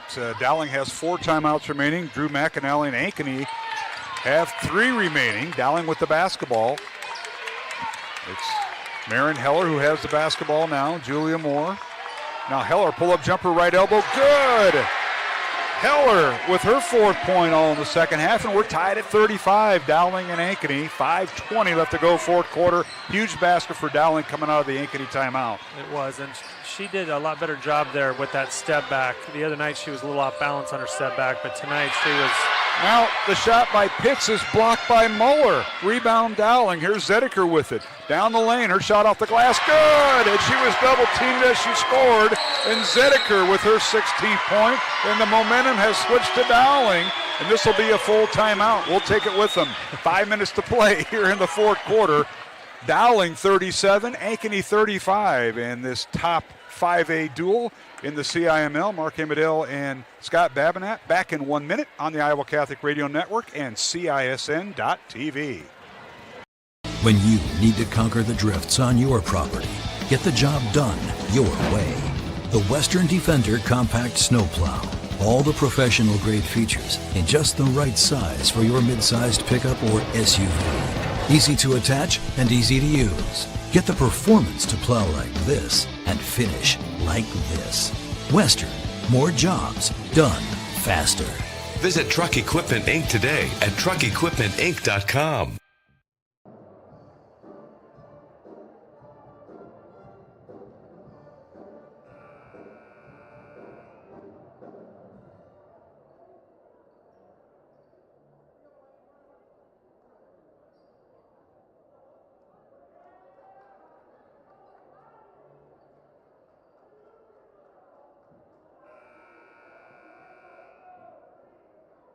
Dowling, fourth quarter.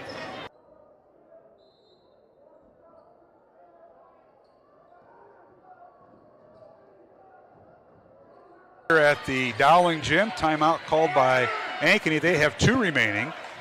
Dowling on a 6-1 run to start the fourth quarter. The Hawks out of the timeout. Long three, no good by Ainsley Keene. And the rebound Dowling. Here's Zediker with it.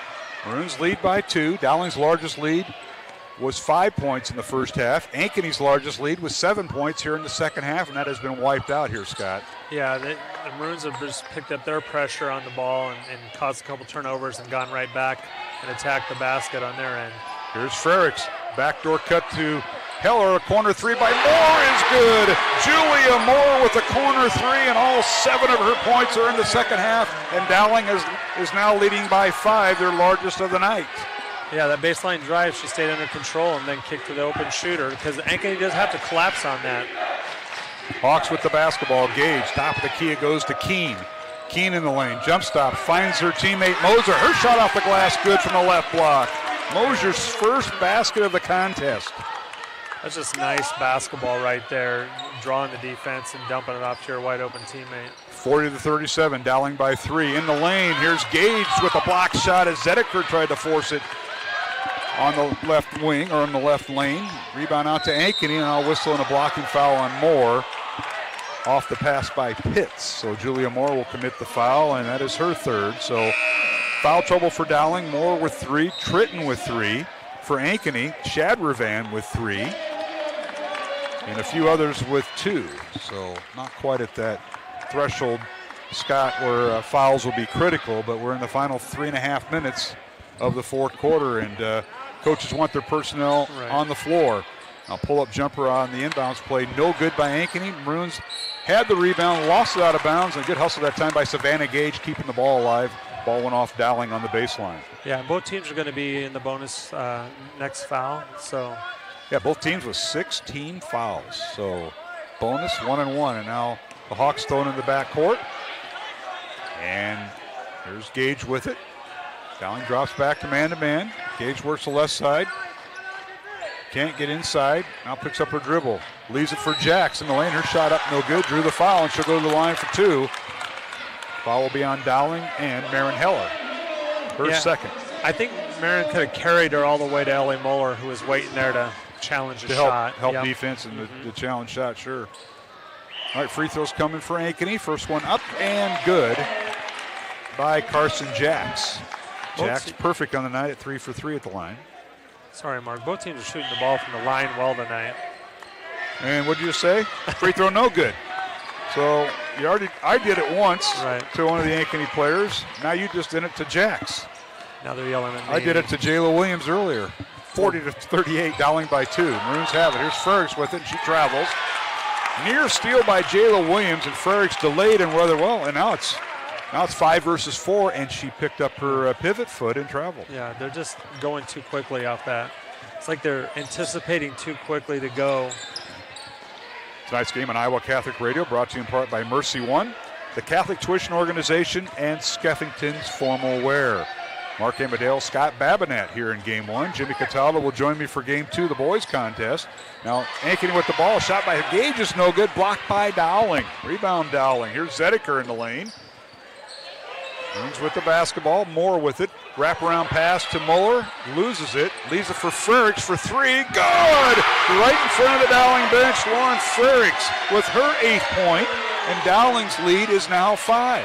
That was a good job by Ellie Muller picking up that loose ball and kicking it out to Lauren for a wide open 3 there. Dowling 43, Ankeny 38. Zedeker pops the ball in the backcourt, 18 on the shot clock, and Pitts regains the basketball. Here's Gage with it down the right side, and whistling a foul on Julia Moore before the shot. So it'll be 1-on-1 time for Ankeny, and the foul on Moore is her 4th, and that'll get Tritton off the bench for Dowling Catholic. And Julia's done a good job in the second half of pressuring up on the ball and just making it hard to execute on that end. And she's also contributed on the scoring column. 5 of her 7 points have been in the 4th quarter. Free throws coming. First one up and good by Savannah Gage. For Gage, that is her 18th point. 43-39 Dowling. 2 minutes, 11 seconds remaining in the 4th quarter. Second free throw good. Gage with 19 points. She's a perfect 6 for 6 at the line tonight. Dowling's latest 3. Now a steal by Ankeny in the lane. A shot up and good. The basket counts by Jenna Pitts, and a foul on Dowling. And they're going to get Heller for the foul. Marin with her 3rd foul, and Gage with Pitts with the steal and basket.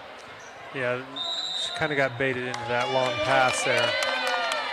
And the senior stepped right in. We're going to take a full timeout, as they will, with 2:04 remaining here in the 4th quarter. Dowling 43, Ankeny 42 in this girls Class 5A CIML conference game from the Dowling Gym. Back with more in the 4th quarter on Iowa Catholic Radio and CISN.TV. We all love a good win, however small or ordinary. Losing track of time, finding yourself with a few extra dollars in your pocket, soaking up the perfect Iowa day. These are the everyday delights and small victories that make us smile. These are the moments that connect us all as Iowans. And these are the moments that, more often than not, start with Iowa's farm families and the corn they're growing. Because when corn grows Iowa, Iowans win.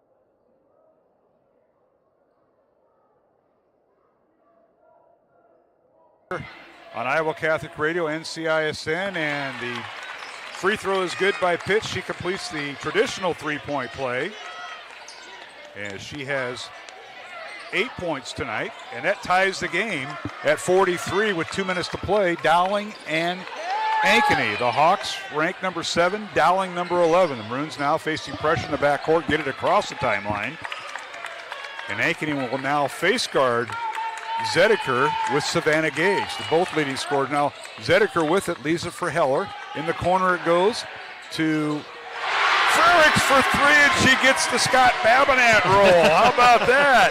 Gives Dowling a 3-point lead, 46-33, and that is a 3, excuse me. How about that, Scott? Yeah. Get her own roll. I never got a roll like that. Dowling by 3, a minute 20 to play here in this top 11 Class 5A game from the Dowling Gym. Great crowd here. Underneath, Ankeny has a shot blocked out of bounds. Muller with the block shot, as turning to shoot was Mosier, and Muller blocked the ball. I'm surprised they didn't call a jump ball, because possession arrow would favor, well, they don't have it on the board.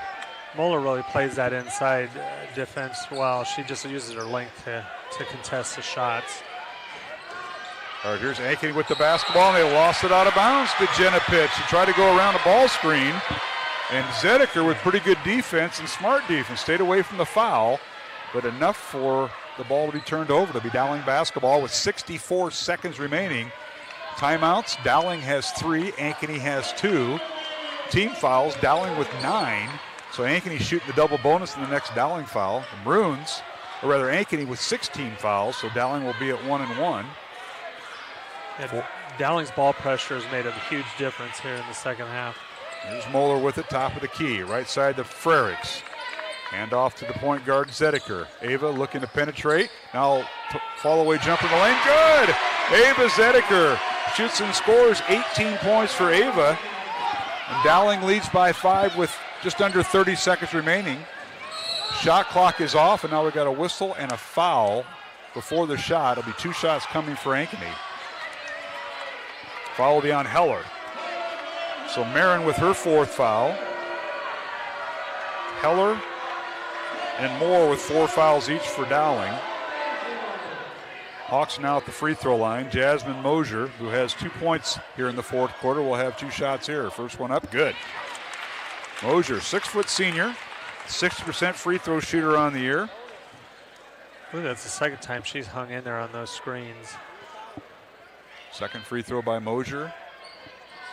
Rolls around and falls through, and a timeout Ankeny.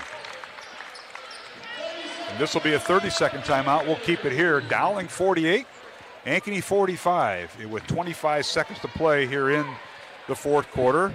Dowling ranked 11th. They come in with a record of 3-4 on the season. Ankeny ranked 7th. They come in with a record of 5-2. Mark Amadale, Scott Babinet, and a CISN crew here tonight. Of course, Iowa Catholic Radio simulcasting with CISN. And Scott, full court pressure by Ankeny. You can expect it, so execution by Dowling. Yeah, Dowling needs to come to the ball, and the inbounder has to be aware. They still have 3 timeouts left, so they can't get a turnover like they did the other night. They have to be aware of that. And use that, get the best out of this possession. The shot clock is off, but keep in mind, you look at the shot clock, or the game clock now, it's 25.1 seconds. Dowling has to the 15.1 second time to get it across the timeline. Right. And that doesn't have to be counted out by the official. That just look on the scoreboard or the shot clock. So full court pressure, and we're underway. Zedeker will throw it in to Muller, and she's fouled immediately. 23.6 seconds to go, and this will be a 1-1 coming up for Dowling and the freshman Ellie Muller. I'm not going to mention anything other than Ellie's going to the free throw line for a 1-1. She has 4 points tonight, does a 6'1" freshman. Yeah, she's been so impacting on the defensive end for the Maroons tonight. Made it just tough. Even when Ankeny scored, it's been tough. This is Dowling's first free throws of the 4th quarter. Free throw no good. That's Ellie's first miss of the season. She's 11 of 12. Back comes Ankeny. 3-pointer good. That's Carson Jacks with the 3 in transition. 48 all. We're tied with 10 seconds to go. Dowling is not going to use a timeout. They have 3 left. Zedeker in the lane. The shot up, partially blocked. Rebound Moore. Her put back up and good. The basket will count. And a foul on Ankeny. How about that? Wow. The freshman, Ellie Moore, with her offhand, the right hand, and she makes the basket with an and 1, and Dowling by 2 with 2 seconds to play here in a packed Dowling gym tonight, Scott. Yeah, and you just have to go hard to the basket there and put it, make them defend, and then you got to follow up with the rebound like she did. And Muller's free throw is good. Timeout Ankeny with 2 seconds to play. And we'll keep it here. Mark Amadale, Scott Babinet here on Iowa Catholic Radio and CISN.TV. We'll bring you both games of the doubleheader. Dowling girls lead 51-48. 2 seconds remaining. Ankeny has to go the full length of the court to tie the score. But Scott, if this was a college game, you could advance the ball and get it like in front of the Ankeny bench. That is not the case in high school. They haven't changed that rule yet. Not yet. And the shot clock is not a factor. Hey, we got to get our supporters in. They include Ashford Vision Clinic here on Iowa Catholic Radio, Construction Professionals and Dental Associates, and of course the folks at CISN have been running their commercials all night. We thank them for all they do. Pete Tarpey and that group up there, Justin Wolber, our live stream producer tonight, Pete Tarpey and Aaron Brady on the cameras. They do a great job of not only producing the game, but also the equipment you see on your TV or laptop or phone or whatever you're watching from. They're also providing you with 2 games tonight along the CISN webcast. Centennial, Ankeny Centennial at Waukee is also being live streamed with CISN. But Scott, Dowling's going to, do you guard the inbounder first? Do you put Muller up there and guard her? I probably would, but they may try to send somebody to screen and get a cheap foul there. So Ankeny will throw the ball in. This will be Cassie Johnson, the 5'7" junior, thrown in. First time tonight. She throws it down court. It's tipped out of bounds off of Jenna Pitts. It'll be Dowling basketball with 1.2 seconds remaining. And Dowling. That's just a real hard. 30-second timeout called by Dowling. 51-48. Maroons with the lead. Dowling just wants to set up an inbound play. But look here, Scott. Dowling has scored 20 points here in this fourth quarter. They trailed 34-31 going into the fourth quarter, and all of a sudden they have outscored Ankeny 20-14 here in this fourth quarter thus far. Right, and that what's been the benefit of their defense caused transition points, and that gave them the easy baskets. When they've struggled, their half-court offense has just kind of gotten stuck, and they haven't executed, and then they force, and that's why we've seen some of the low-scoring second halves these last 4 or 5 games. But tonight they've gotten the easy baskets, which has helped them. All right, Julia Moore will inbound the ball for Dowling. 1.2 seconds remaining. Moore throws it all the way in the front court, and that'll do it. Zedeker has it, and that will do it. Dowling girls, who came in losing 2 of their last 3 contests, have knocked off the Ankeny Hawks tonight. Number 11, Dowling, 51. Ankeny ranked 7th, 48. Dowling with the win. The Maroons improved their record to 4-4, while Ankeny falls to 5-3. And what a game, Scott, we saw tonight here on CISN and the Iowa Catholic Radio Network. Yeah, I just applaud both these teams. They both came prepared. They both played really hard. We were commenting off during one of the commercials how hard they are hitting the floor, diving for loose balls, and just making it overall hard for each team. And it was a very entertaining game. Certainly was. We're going to take a break, come back. We'll total up the scores from game 1, the girls' game. Again, the final, Dowling Catholic defeats Ankeny 51-48 as the Maroons outscore Ankeny in the fourth quarter 20-14 to win it. And we'll be back with the postgame show here on Iowa Catholic Radio and CISN.TV. Hi, this is Chris from Fireplace Superstore, and you've probably noticed there's shortages on most everything in the market today. Well, Heat and Glow has helped us out this year, and they are focusing their energy on their gas fireplace inserts. So if you've got a drafty old wood-burning fireplace and you want to get it retrofitted into a beautiful, high-efficient gas fireplace, come see us. We will have product to sell you. Heat and Glow gas fireplace insert from Fireplace Superstore, 109th and Douglas in Urbandale, just west of Homeacres. For 75 years, Holt service trucks have hit the streets of central Iowa to help customers in need. It might be for plumbing, heating, cooling, a water heater, or the usual repairs and maintenance. We've done that with quality work from quality employees who bring passion and personality to the job. That's the Holt difference. It gives me great pride to see how our company has grown from the seeds of success my grandfather planted in 1947. That's why more and more central Iowans are saying, let Holt handle that.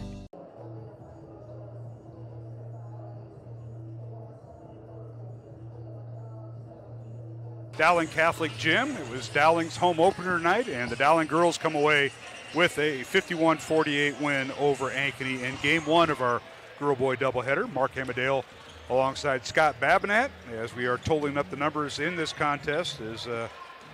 What a contest we saw. The Maroons with a 6-1 run in that fourth quarter as the Maroons outscored Ankeny 20-14 in the fourth quarter. And Scott, that held up because the Maroons are having trouble scoring. A year ago, they were held to 1 point at Ankeny against the Hawks, and this year they put up 20 points in the fourth quarter alone to come from behind and defeat Ankeny. Right, and they shot 8 for 12 by my count in the fourth quarter, including 3 for 3 from the three-point line. And again, a lot of that was created off of the turnovers that they forced in that fourth quarter. It just, again, your half-court offense has to execute, but it makes it so much easier when you get out and get those easy transition points, and that's exactly what happened for them in that fourth quarter, and then they locked down on the defensive end a lot better. All right, Scott, let's take a look at our final numbers, and I'll start with the scoring tonight. First of all, for the visitors from Ankeny, the Hawks now fall to 5-3, their record. They're ranked 7th in yesterday's recent Iowa High School Girls Union poll in Class 5A. Ankeny was led by their leading scorer all season, Savannah Gage, the 5'10 sophomore, with 19 points. She was followed by Jenna Pitts, their outstanding point guard, with 8 points. And then rounding out scoring for Ankeny, 6 points for Carson Jacks, 5 points for Jayla Williams, 4 points for Jasmine Moser. Off the bench, Ainsley Keene with 4 points. Kendra Lewis did not score, and Zoe Shadravan did not score, as Ankeny went 15 of 17 at the free throw line. For Dowling Catholic, the Maroons had 2 players in double figures, led by Ava Zediker, the 5'10 sophomore, with 18 points. She was 3 for 3 from the free throw line. Lauren Frericks with 11 points. She was followed by Ellie Muller off the bench, who hit the final basket for Dowling that gave the Maroons the lead and then sealed it with the free throw.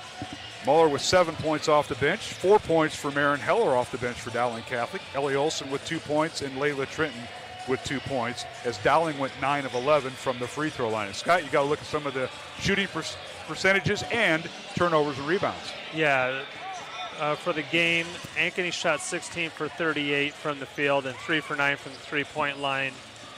They had 14 rebounds. They ended up with 17 turnovers, but 5 critical ones in that fourth quarter. Dowling ended up 19 for 39, 4 for 12 from the three-point line. Again, they were shooting 1 for 9 going to the fourth, and 3 for 3 in that fourth quarter helped.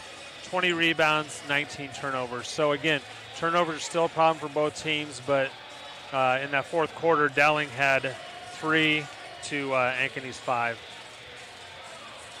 And Scott, the quarter scores, Dowling jumped out to an 11-9 first quarter lead.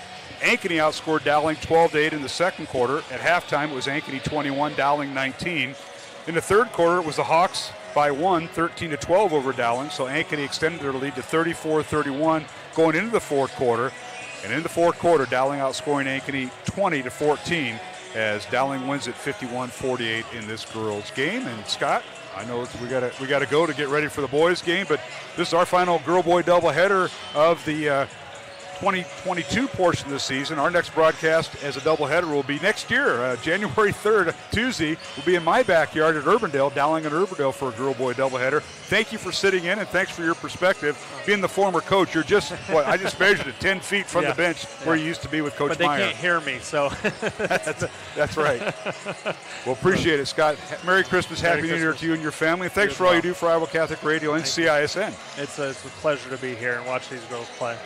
And we'll talk to you next year. Sounds good. Scott Babinet, my broadcast partner. We're going to bring in Jimmy Cataldo here. But first, along our network stations, Jennifer Phelps on Iowa Catholic Radio and Justin Wolber on CISN. We're going to take a 2-minute break, and we will transition to the boys pregame. Jimmy Cataldo will join me here at the Dowling Gym. Again, the final in the girls contest. Dowling 51, Ankeny 48. For Scott Babinet, this is Mark Amadale. Stay tuned for the boys game.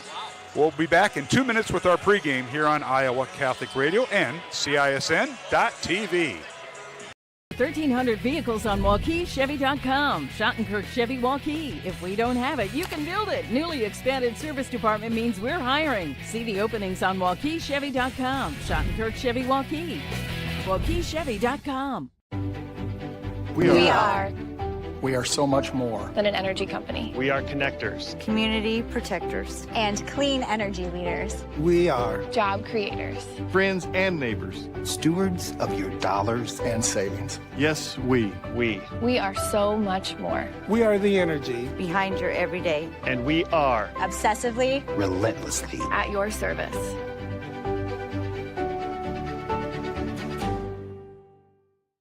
I'm off to college.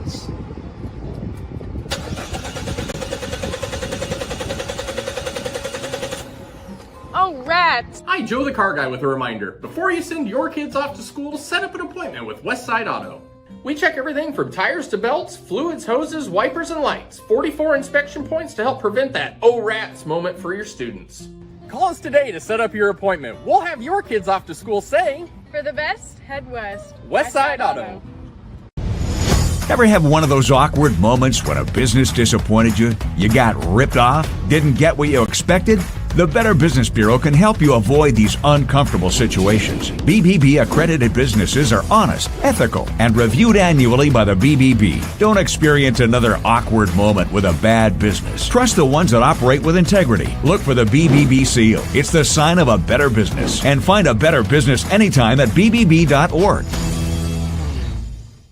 We all love a good win, however small or ordinary.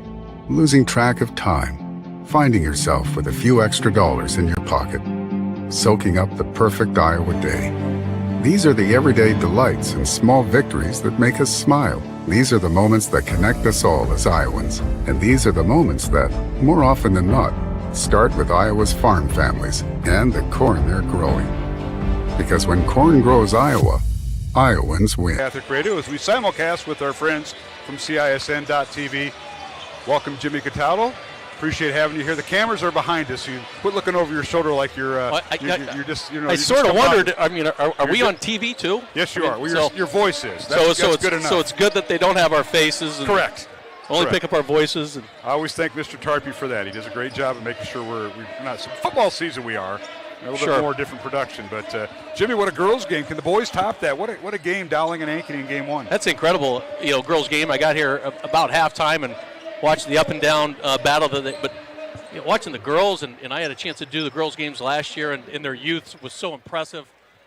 And you watch, how they're doing this year. And you got the Mueller girl who's a freshman who's contributing, and the sophomores, and Frericks hit a couple big three-pointers. Yes, indeed, the senior. But what was so fun was the crowd, and that's what coming home for the first time this year, and getting the crowd involved in shots like that the girls and the boys, for that matter, have not had a chance to have, was just, I mean, you just felt it. And so I'm looking for a very similar game tonight. The stands are filling up, and so the girls' crowds have gone, the boys are coming in, and the student section's going to be great. But what a great atmosphere! And the band in the corner, and you can't beat that. And a little music here on a high school Friday night for our folks. We always got to paint the picture. If you're not in Iowa, well, we got a little bit of snow. Temperatures in the 20s. Tuesday night was rain, and warm enough that it was rain here in central Iowa. North of us, we had ice and cancellations, but here we've got a little bit of snow, not only this morning but during the day. And Friday night, the gyms are starting to get packed again, and we haven't seen this before that so-called pandemic that went through, and it was a pandemic. I shouldn't belittle that, but here we got a full gym, and we're going to have a great crowd here. Dowling and Ankeny. These two teams met once last year, and that was up at Ankeny, and Ankeny prevailed 77-66 in the last time these two teams met. And what a team. Ankeny goes to state tournament. They get beat by the team that beat Dowling in the sub-state. Ankeny plays Johnston. Johnston beats them in the first round, and then all of a sudden, Ankeny this year has a lot of returning players, and I've got the list. I had to write them down. They're such a list. Jamison Patton, who transferred from Roosevelt, out with appendicitis. He'll be back next month, probably the next time Dowling plays. J.J. Cole, their quarterback, graduated early, and he's headed to Iowa State. So those are two potential starters. Jason Williams, a starter, out for the year with a broken hand. Carson Weedy broke his leg in open gym during football season. Didn't play football, but broke in an open gym. And Alex Aguirre, Leo Aguirre's older brother, played off the bench last year, started some. He was ruled ineligible. He moved from Mexico, and the state said, hey, he's not eligible to play athletics, but he has to finish out his schoolwork. That was interesting. And Joel Poor suffered an ACL injury in June, not available till March for Ankeny. So I just mentioned 6 players. That's who the Hawks are down. They do have 2 returning starters, but this is a team that comes in to face Dowling tonight, Jimmy.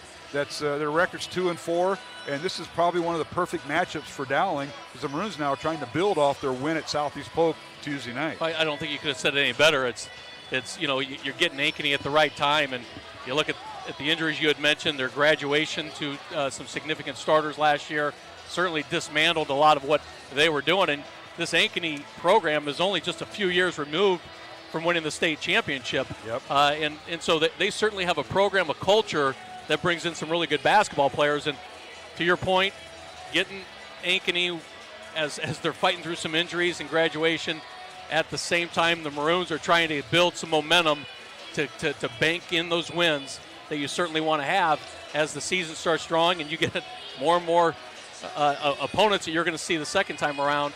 You want to build your case for that playoff run so you can get a higher seed. So certainly a perfect storm for the Maroons. They're home for the first time, and they're starting to find their legs, starting to find their identity. So certainly a great time to begin a run with the next 8 out of 10 games. As I looked at the schedule, 8 out of the next 10 games are now at home.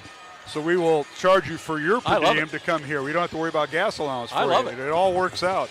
And you mentioned, the Dowling kind of setting the Maroons up.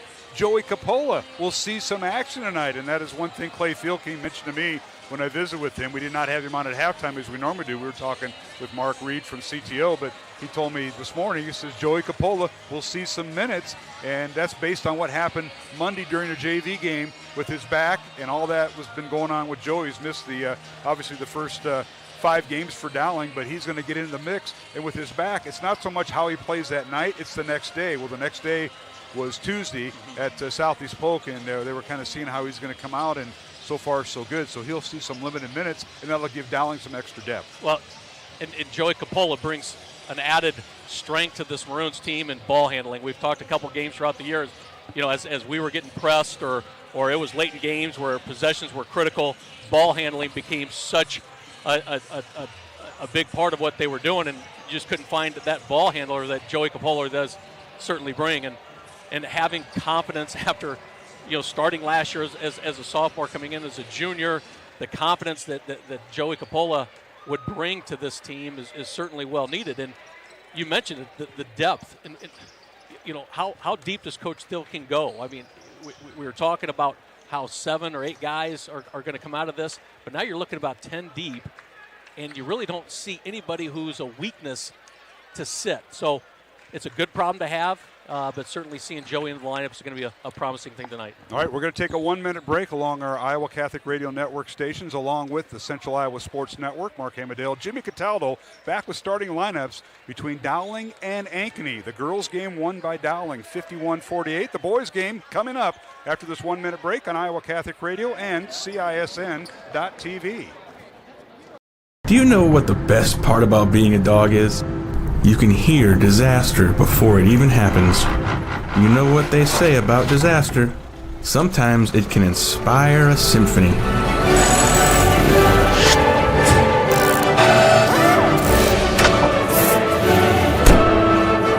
An honest day's work deserves an honest day's treat. No extra charge. And that is why we choose Honest Wrenches. No extra charge, and it's how service should be. Western lets your UTV power through the storm. The Impact V Plow and Impact Straight Blade, with the features the pros demand. Custom tailored for your UTV. And to keep your work top-notch, rely on the Tornado UTV Hopper Spreader. Now that's a job well done. Western, more jobs done faster. Visit Truck Equipment Inc. today at truckequipmentinc.com.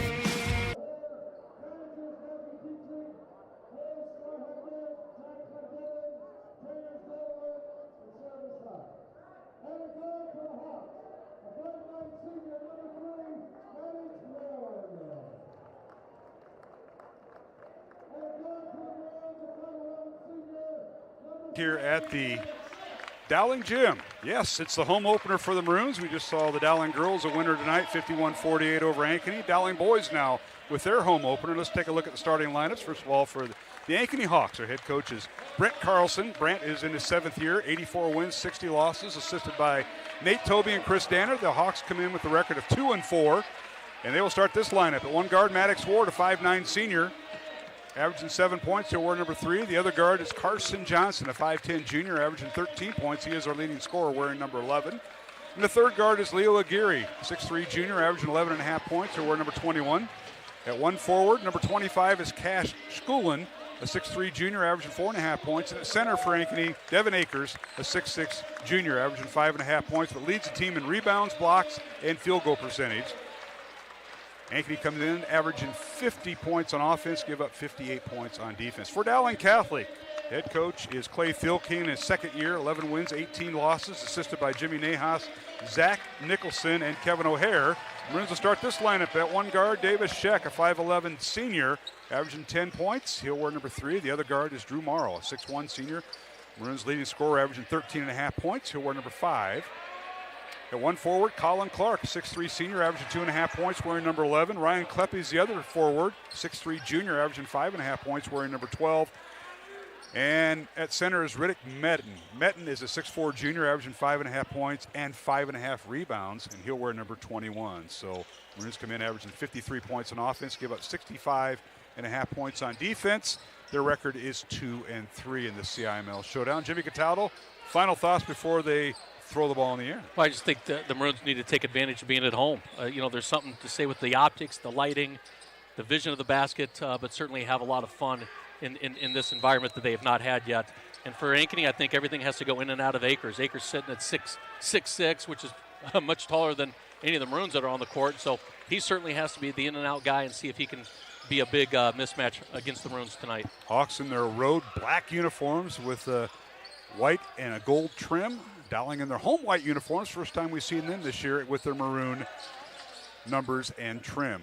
Hawks with it. They go left to right, north to south here at the Dowling gym, and underneath they work it inside to the junior Akers, and he draws the foul to be on Dowling, and it'll be the first foul of the ball game on the Maroons on Riddick Metten, the Dowling post player. Well, there's Akers, using his body and using his size against Riddick Metten down low, and certainly Riddick is trying to hold his own, but draws the foul.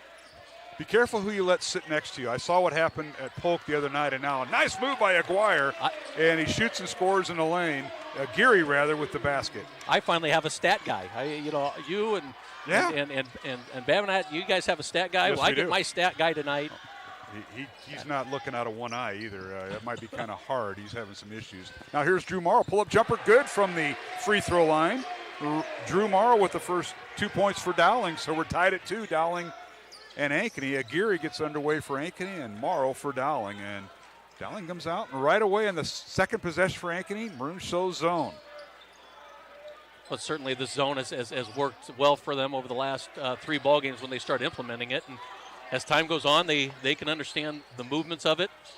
Now here's Aguirre in the lane, shot up and good. Dribble drive by Leo Aguirre, and he's got all 4 of Ankeny's points, and they lead at 4-2. But with the zone is people are gonna film you, and they're gonna scout you, and they're gonna find holes in the zone, and that's what Ankeny did there. Dowling with the ball on the baseline, a shot up and no good by Kleppy. Rebound comes out to Ankeny. Here's Aguirre with it. Long 3 coming, up and good from Carson Johnson, his first 3 of the contest and his 9th of the year, and it's 7-2, Ankeny by 5. Johnson leads Ankeny in points per game at 13, so seeing him hit the 3-point shot, that's certainly going to catch the eyes of the Maroons to maybe bring the defense out. 3-pointer by the Maroons, top of the key, it's no good by Colin Clark. Rebound out to the Hawks, and they come running. Dowling drops back to their zone. You can call it a 1-2-2, 2-3. Flatten out, 3-2 zone, but Ankeny with Carson Johnson. Now in the corner, it goes to Maddox Ward.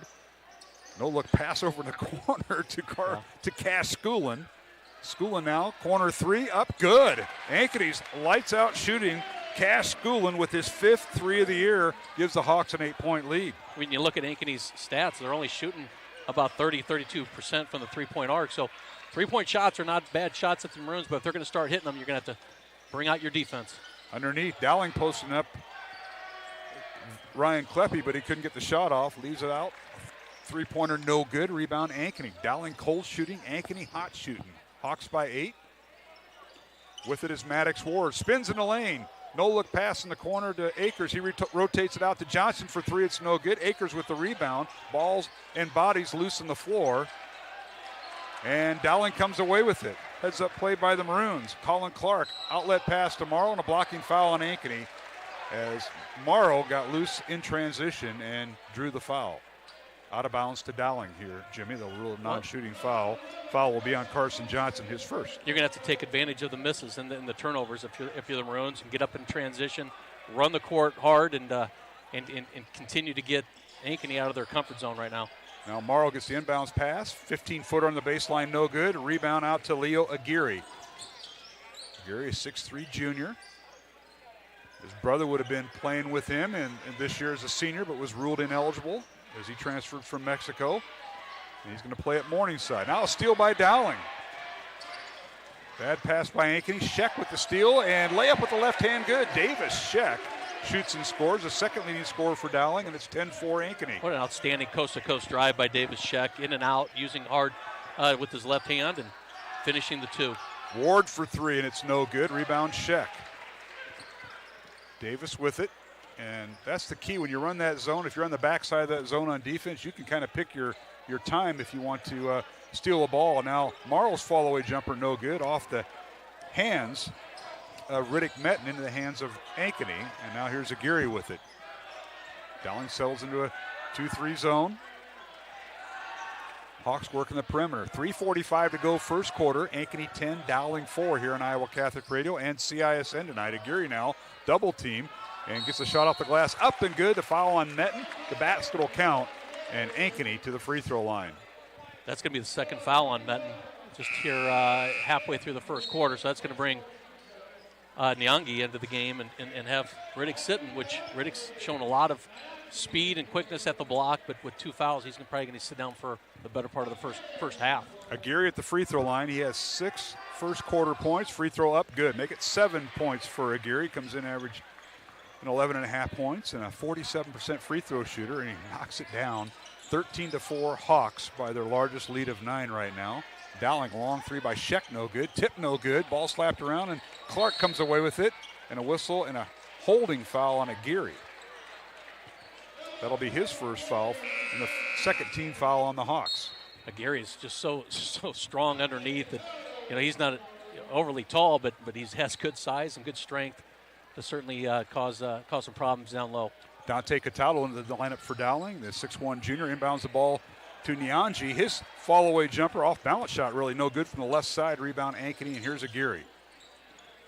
Hawks with it. Carson Johnson in the corner on the right side to Ward. Back to Johnson. Look in the middle. Aguirre. He puts up a shot. The left hand too strong. Rebound. Dowling and Nyangi. Outlet pass to Morrow. Drew to the lane. In the lane. His shot up and good. The basket will count. And a foul on Ankeny. The Hawks commit the foul on Drew Trimble, who just checked in. No, check that. Carson Johnson. I believe that's his second. It's a lot of credit to Drew Morrow on that, using his body to draw the foul, but yet keeping his shooting hand free to be able to get a clean shot. So great job by Drew taking the ball to the basket and using his body to draw the foul. Cuts the Ankeny lead to 7. Free throw no good by Drew, who's a 93% shooter at the line and missed it.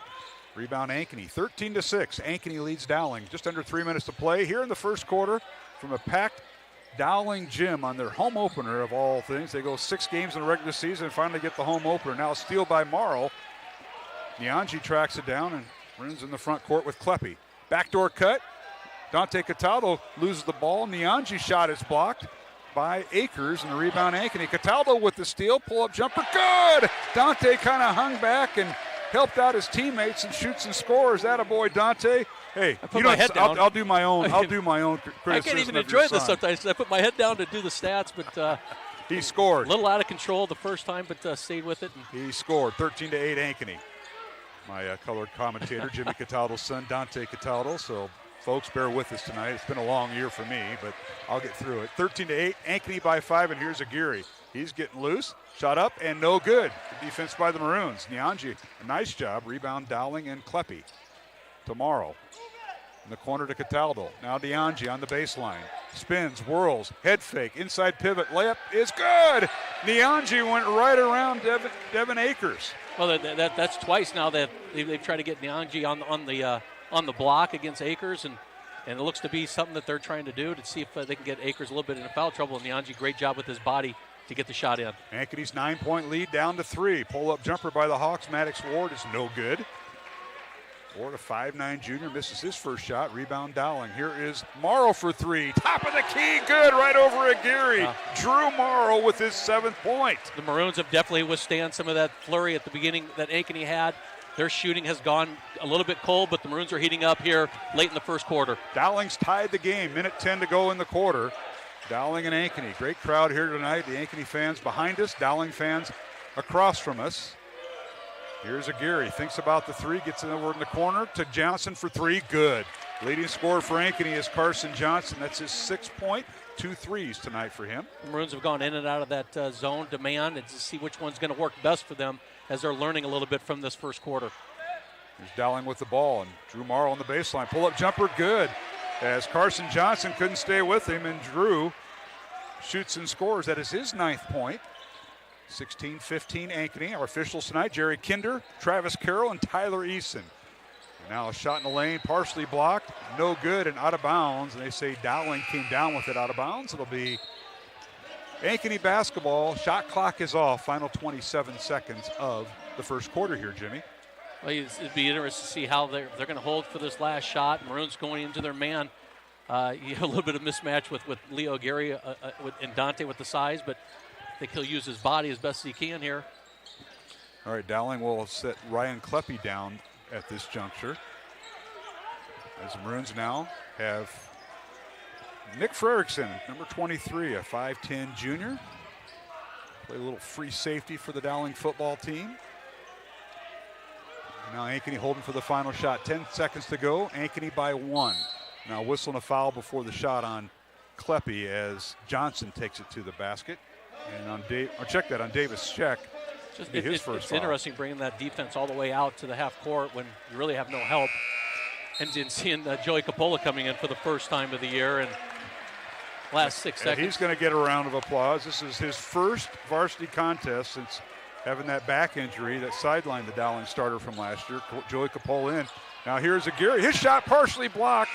Rebound Ankeny, and they can't get a shot off. So we have come to the end of the first quarter here at the Dowling Gym. The score, Ankeny 16, Dowling 15.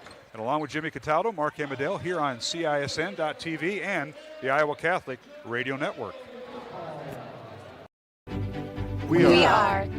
We are so much more than an energy company. We are connectors, community protectors, and clean energy leaders. We are Job creators. friends and neighbors. stewards of your dollars and savings. Yes, we. We are so much more. We are the energy behind your everyday. And we are Obsessively, relentlessly At your service.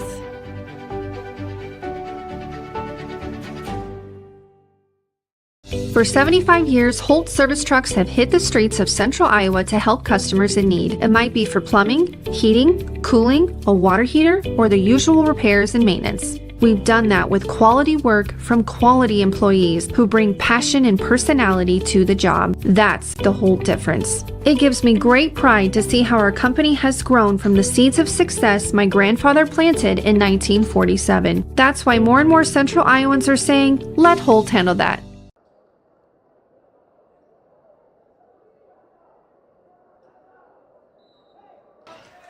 And we're back here at the Dowling Gym, the Maroons home opener tonight. Dowling will start with the basketball in the second quarter, trailing 16-15. Ankeny was 1 for 1 at the free throw line through the first quarter. Dowling 0 for 1. Here's Morrow with it. It's Morrow, Nianji, Cataldo. And now the ball tipped out of bounds. They say it went off of Dowling. Cataldo trying to hustle over there with Aguirre, and they say it went off of Dante. So turnover to start the second quarter. Jim, you got to look at some of the first quarter numbers. First quarter numbers for the Maroons: 6 of 11 from the field, 1 of 5 from 3-point arc. Ankeny 3 of 7 from the field, 3 of 5 from the 3-point. 6 rebounds for the Maroons, 7 for Ankeny. No turnovers for the Maroons, which is a great quarter for them, and 4 turnovers on Ankeny. Here's Aguirre in the lane, and he draws the foul. Actually, almost triple team as Niangi came over to help, and they're going to pick out one of them, says Travis Carroll.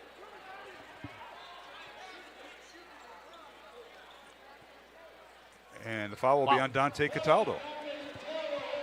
Saying that he got a little bit of his arm. It seemed pretty much a clean block, but. And the first free throw by Aguirre is good. Leo had 7 first quarter points, and now he's 1 for 1 at the free throw line. Dowling, I believe, going with their, or rather, Ankeny going with their same 5 starters: Ward, Carson Johnson, Aguirre, Schoolin, and Akers. Maroons going with a much smaller lineup right here. They're not all their start. Drew Morrow is still in there. And Joey Coppola gets a start. And how about a 3 from Ankeny?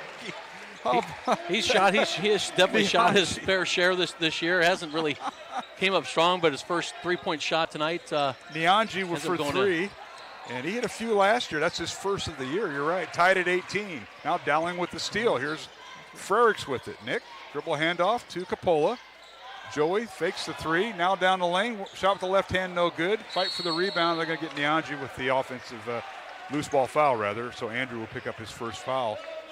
Joey Capola. You watch Joey a little bit, and you just see, how much is his back bothering him, and he seemed pretty fluid there. Didn't seem slowed up at all, but well controlled of the basketball, which certainly Joey brings to the table here in this first bit of action.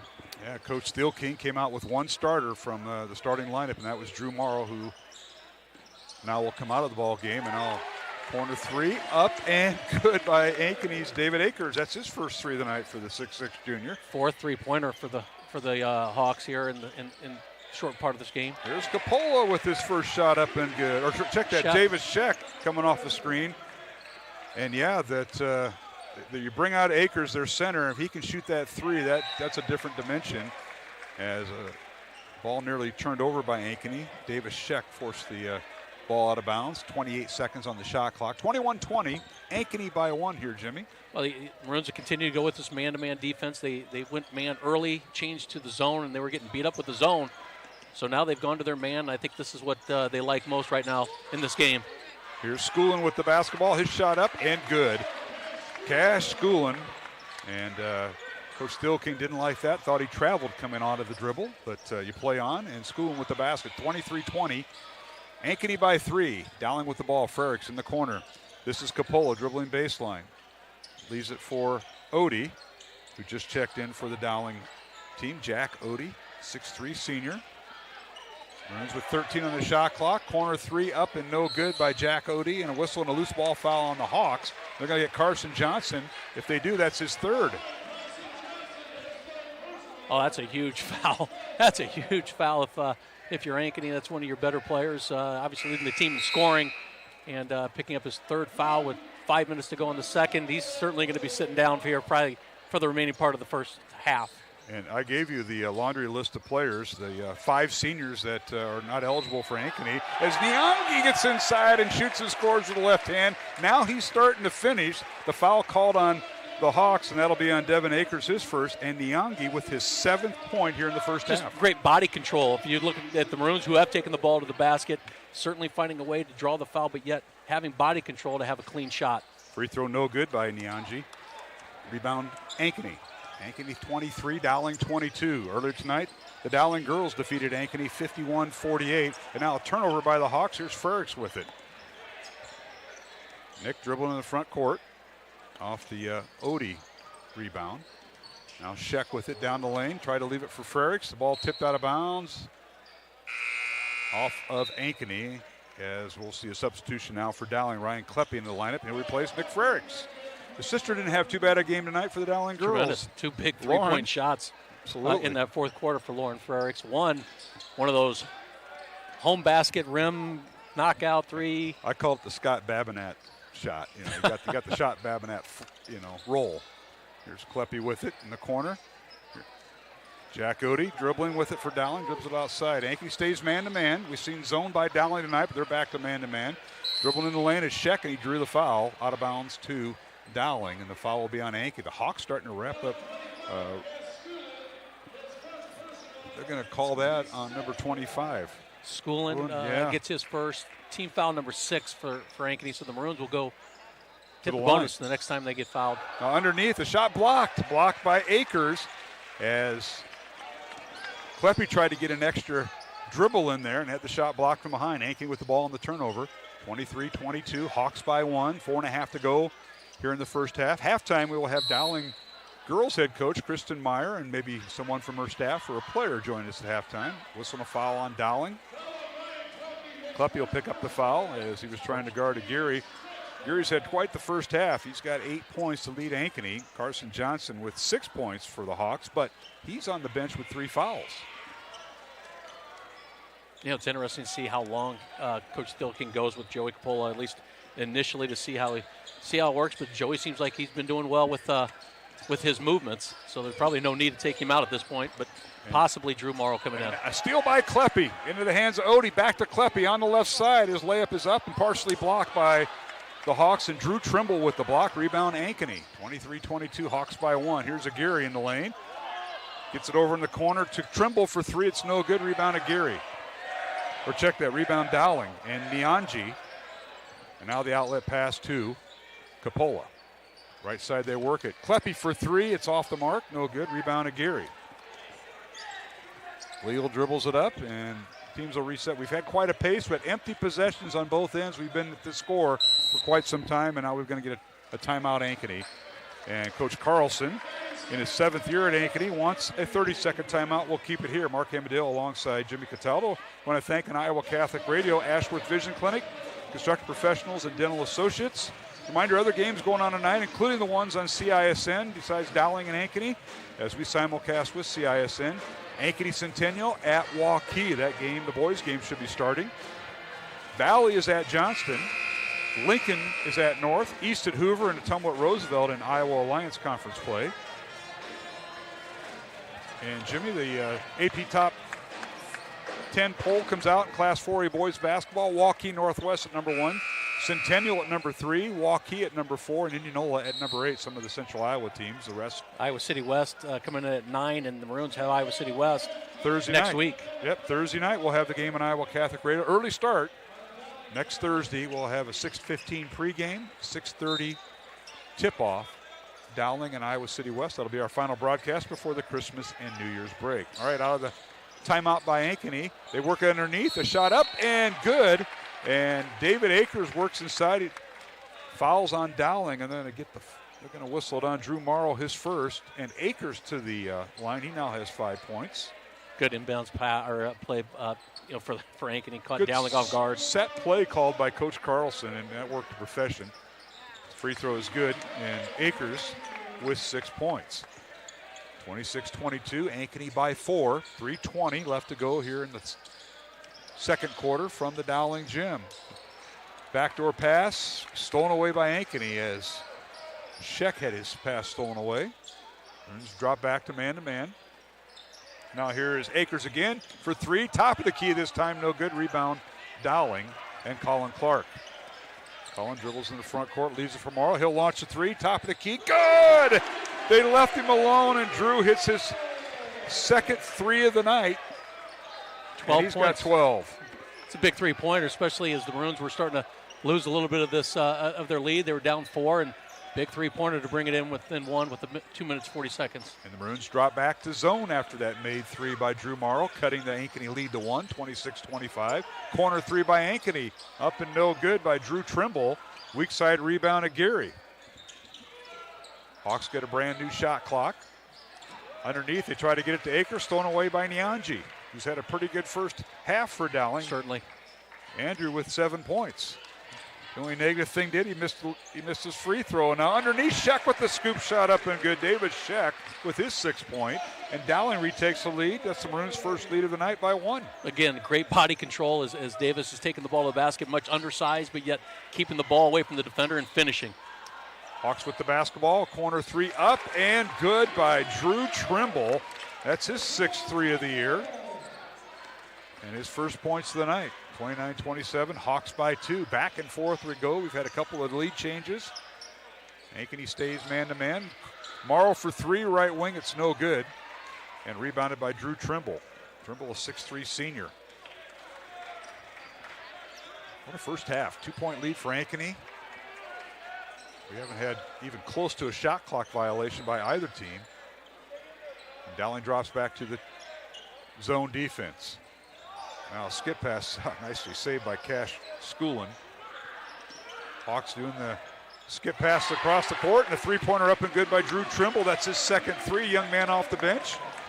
And Coach Carlson said, hey, he may get in. Well, he's contributed when he got in. Now here is Kleppe for 3, top of the key, good. Hey, Drew Morrow, if you can hit it from there, so can I. Ryan Kleppe with his first 3 of the night for Dowling. Maroons got to continue to hit some of those shots, and I just haven't been going down from a lot this year, but certainly finding a few of them hit tonight, and Kleppe hitting that shot's a big shot here. with under a minute left. 32-30. Ankeny by 2. As the Maroons trailed by 5 until Clippy hit the 3. Hawks now with 10 on the shot clock. They work in the corner. That's Cash Shulin. Underneath, layup good. They left the baseline alone, and Shulin made him pay, and now that's his 7th point. And Dowling trails by 4 with 20 seconds to play in the half. Maroons will work the clock. Davis Sheck with it. Works the right side of the floor. Also in there, Colin Clark, Andrew Nyanji. Now Sheck for 3, and it's blocked by Akers. Rebound Ankeny. Now bodies collide, and we got a blocking foul on Dowling at half court as Cash Shulin collides with Dowling's Ryan Kleppe, and Kleppe will be whistled for his 2nd foul. I think Coach Steele King's thinking, looking at Davis and saying, we had 7 seconds to go. Let's get our last shot. And really, he kind of rushed that shot late in the second quarter. Probably not the shot he was looking to get to end the half. That is the 18th foul on Dowling, so 1-1 here for Ankeny and Cash Shulin. Shulin with 7 points and a 80% free throw shooter on the year. First free throw good. They don't miss too many free throws. I'm looking. They missed 1. That was by Aguirre. Yes. Dowling tonight 0 for 2 at the line. Second free throw by Shulin, good. He's had a pretty good first half. 4.5 seconds to play. They get it into Morrow. Dowling down 6. Morrow down the lane. His shot up and good. The basket will count, and a foul on Ankeny. Did he ever sprint down the floor? The foul will be on Drew Trimble, his first, and Drew Morrow with his 14th point. And I'll tell you what, Jimmy, he just blew by us, and he had 4 dribbles, and he had plenty of time. He's got a second left. It shows his quickness. And the free throw is up and good. Drew Morrow with 15 points here at halftime. Ankeny will inbound the ball. 3/4 court shot is up. It won't count. And we go to halftime with Ankeny leading Dowling Catholic 36-33 here on Iowa Catholic Radio and CISN. Mark Amadale, Jimmy Cataldo, and Jimmy, we'll get our numbers here in a moment, but your thoughts on this first half before we go to our first break? Just very up and down, and I think both teams had their spurts, and the Maroons coming in and out of a man and the zone defense has caused Ankeny some problems, but certainly the Maroons taking the ball to the basket has certainly been a positive thing for them. But on the Ankeny side, I think their size and their strength certainly was an advantage, as they certainly have some guys that do tower over the Maroons. But you look at the foul trouble. You had Riddick Metten coming out early in the first quarter. He hasn't seen any action since. And then Carson Johnson leading the team, Ankeny, with 13 points. He went to the bench at the beginning of the second quarter with his 3rd foul. But really, neither team's really missed a beat. And so you see that how deep the Maroons can go. They went 10 deep in their lineup. And Ankeny certainly played well with their size and their strength, as we talked about earlier in the broadcast. All right, leading scorer for Ankeny at halftime is Leo Aguirre with 8 points, as he was followed, Cash Shulin with 9 points. Leo Aguirre with 8 points, 6 points for Drew Trimble off the bench. Carson Johnson with 3 fouls has 6 points. And Devin Akers with 6 points to lead Ankeny. The Hawks were 5 of 6 at the free throw line. For Dowling, Maroons are led by Drew Morrow with 15 first half points, followed by Davis Sheck with 6 points. Andrew Nyanji with 7 points. 3 points for Ryan Kleppe and 2 points for Dante Cataldo, as Dowling went 1 for 3 at the line. Halftime score, Ankeny 36, Dowling 33. Girls game earlier tonight won by Dowling 51-48, along with Jimmy Cataldo, Mark Amadale. Back with our halftime guests, members of the Dowling girls basketball squad, after this 1-minute break along our Iowa Catholic Radio Network stations and CISN.TV. 1,300 vehicles on WaukeeChevy.com. Schottenkirk Chevy Waukee. If we don't have it, you can build it. Newly expanded service department means we're hiring. See the openings on WaukeeChevy.com. Schottenkirk Chevy Waukee. WaukeeChevy.com. Ever have one of those awkward moments when a business disappointed you? You got ripped off? Didn't get what you expected? The Better Business Bureau can help you avoid these uncomfortable situations. BBB accredited businesses are honest, ethical, and reviewed annually by the BBB. Don't experience another awkward moment with a bad business. Trust the ones that operate with integrity. Look for the BBB seal. It's the sign of a better business. And find a better business anytime at bbb.org. Free Godfather's Pizza begins with the download. Order through my new online ordering app and start earning free pizza and sides. It's easy. Download the Godfather's Pizza online ordering app today. Do.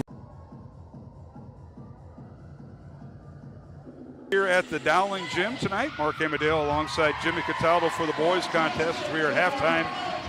And it's Ankeny 36, Dowling 33, now joined by Dowling head coach Kristen Meyer and senior Julia Moore. And coach, congratulations on the win in game one. Thanks for bringing Miss Moore, one of your seniors, along. And what a night it was. What an environment it was. And home opener. I haven't seen you guys in white uniforms since last year. I know. That's what I was talking with Coach Wilson before the game. I was like, man, it has been a long time since we've played here. I love home games. Yeah.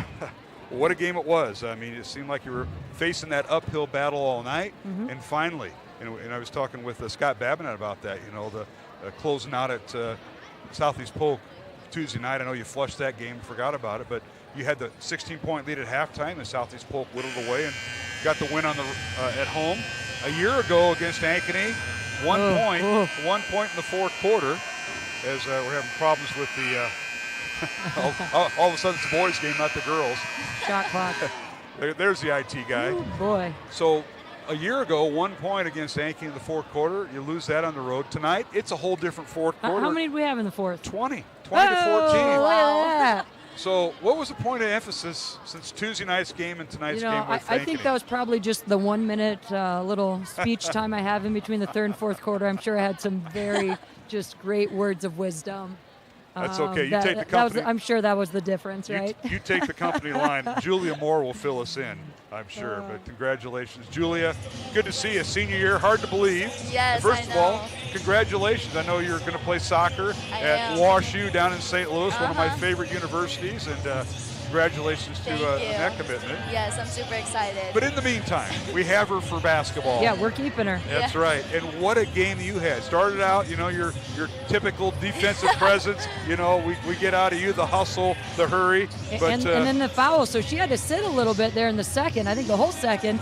So then she comes back, and in the second half, she was on fire. I told Coach Audrey, I think that fired her up a little bit. She had a great second half for us. Well, I think she was the spark for us in the third quarter. Well, Julia, you get 5 fouls. You used 4 of them. You had no points at halftime, but second half you come back with 7, including that three-pointer at a very crucial moment. Yes. Hats off to you and hats off to your team. You just kept hustling, and it's hard to believe you're a senior. I know, crazy. I remember talking to you. Did you have rep here as a junior or sophomore? Probably all of them. All 4? Okay. Maybe. I don't know. We'll talk about this game, Julia. What did this mean to the team after the game Tuesday night against a very fine Southeast Polk team in a loss? Yeah, so we played well on Tuesday, just couldn't finish the full game. And we knew coming into this game we wanted to win our first home game. We don't want to lose on our home court. So I think our mindset was we got to play through the whole game. Play hard, get stops. What was your assignment tonight, Julia Moore? Everybody's got an assignment, and so many to choose from Ankeny, and Savannah Gage, Jenna Pitts, Jayla Williams. Who were you matched up with? I was matched up with number 2, Savannah Gage, to start out. Yeah, and that's a tough matchup. She's our leading scorer, earned it tonight, and I mean she earned it with you and a few others guarding her. Mm-hmm. Well, yeah. So I was just supposed to keep her in front, make her take hard shots, do what I can. Mission accomplished, Coach. Definitely. Yeah, she had to earn her shots.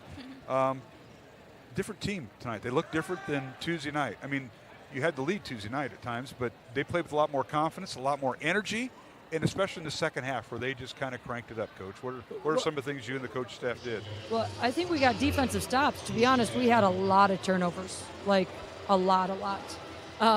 So we needed some defensive stops. to just balance us out until we started scoring there in the fourth. Once we stopped turning the ball over, it's a little bit easier to get it to go in the hoop, right? Yeah, Scott and I were talking about that. And we just settled a little bit. They were calling, some travels and some moving screens that were maybe questionable, but that's fine. And I thought we adjusted some and started just moving the ball a little bit better, found some easy shots. Lauren hit 2 big threes in the fourth quarter. Ellie Muller came up big. Ava had some big shots for us. Marin had a nice pull-up right in the lane. So I think we just kind of settled ourselves, and we didn't freak ourselves out, which was great, get too worried about the turnovers. But we had some big stops. Ellie Muller had a couple of huge blocks down the stretch that were just enormous for us. And then obviously the game-winning bucket there, just like we drew it up. Yeah.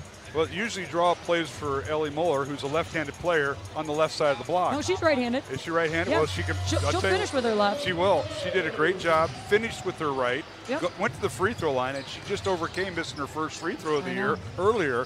Knocks that last one down and gave you that cushion, and then it came down to the final second. So that was a great ending to the game. I mean, we had a good crowd here. A fun game, a win over number 7 Ankeny, a very good team. You talked about some of their guards. They are a very skilled team, and just a hard matchup for a lot of people. So this was a good one. Yeah, Gage, Jackson, Pitts are 3 of the finer ones that Coach McAnally has. And Jayla Williams is getting D1 looks as a freshman. And I thought their post player, Jasmine Mosier, did a really nice job inside for them. Well, it was a super job, and now you turn around and Julia Moore, you play tomorrow morning, 10 o'clock, and here you are with us at 8:30. I know you got to get some sleep.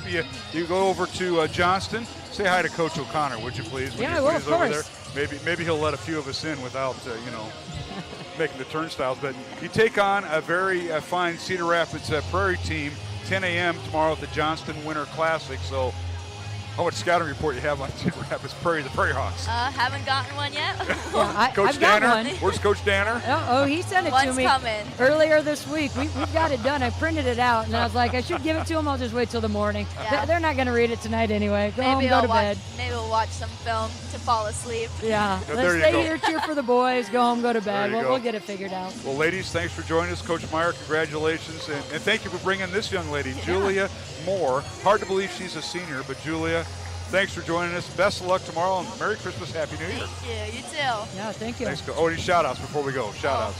Coach? Who do you got? We got Julia. To my grandparents listening online. Okay. From?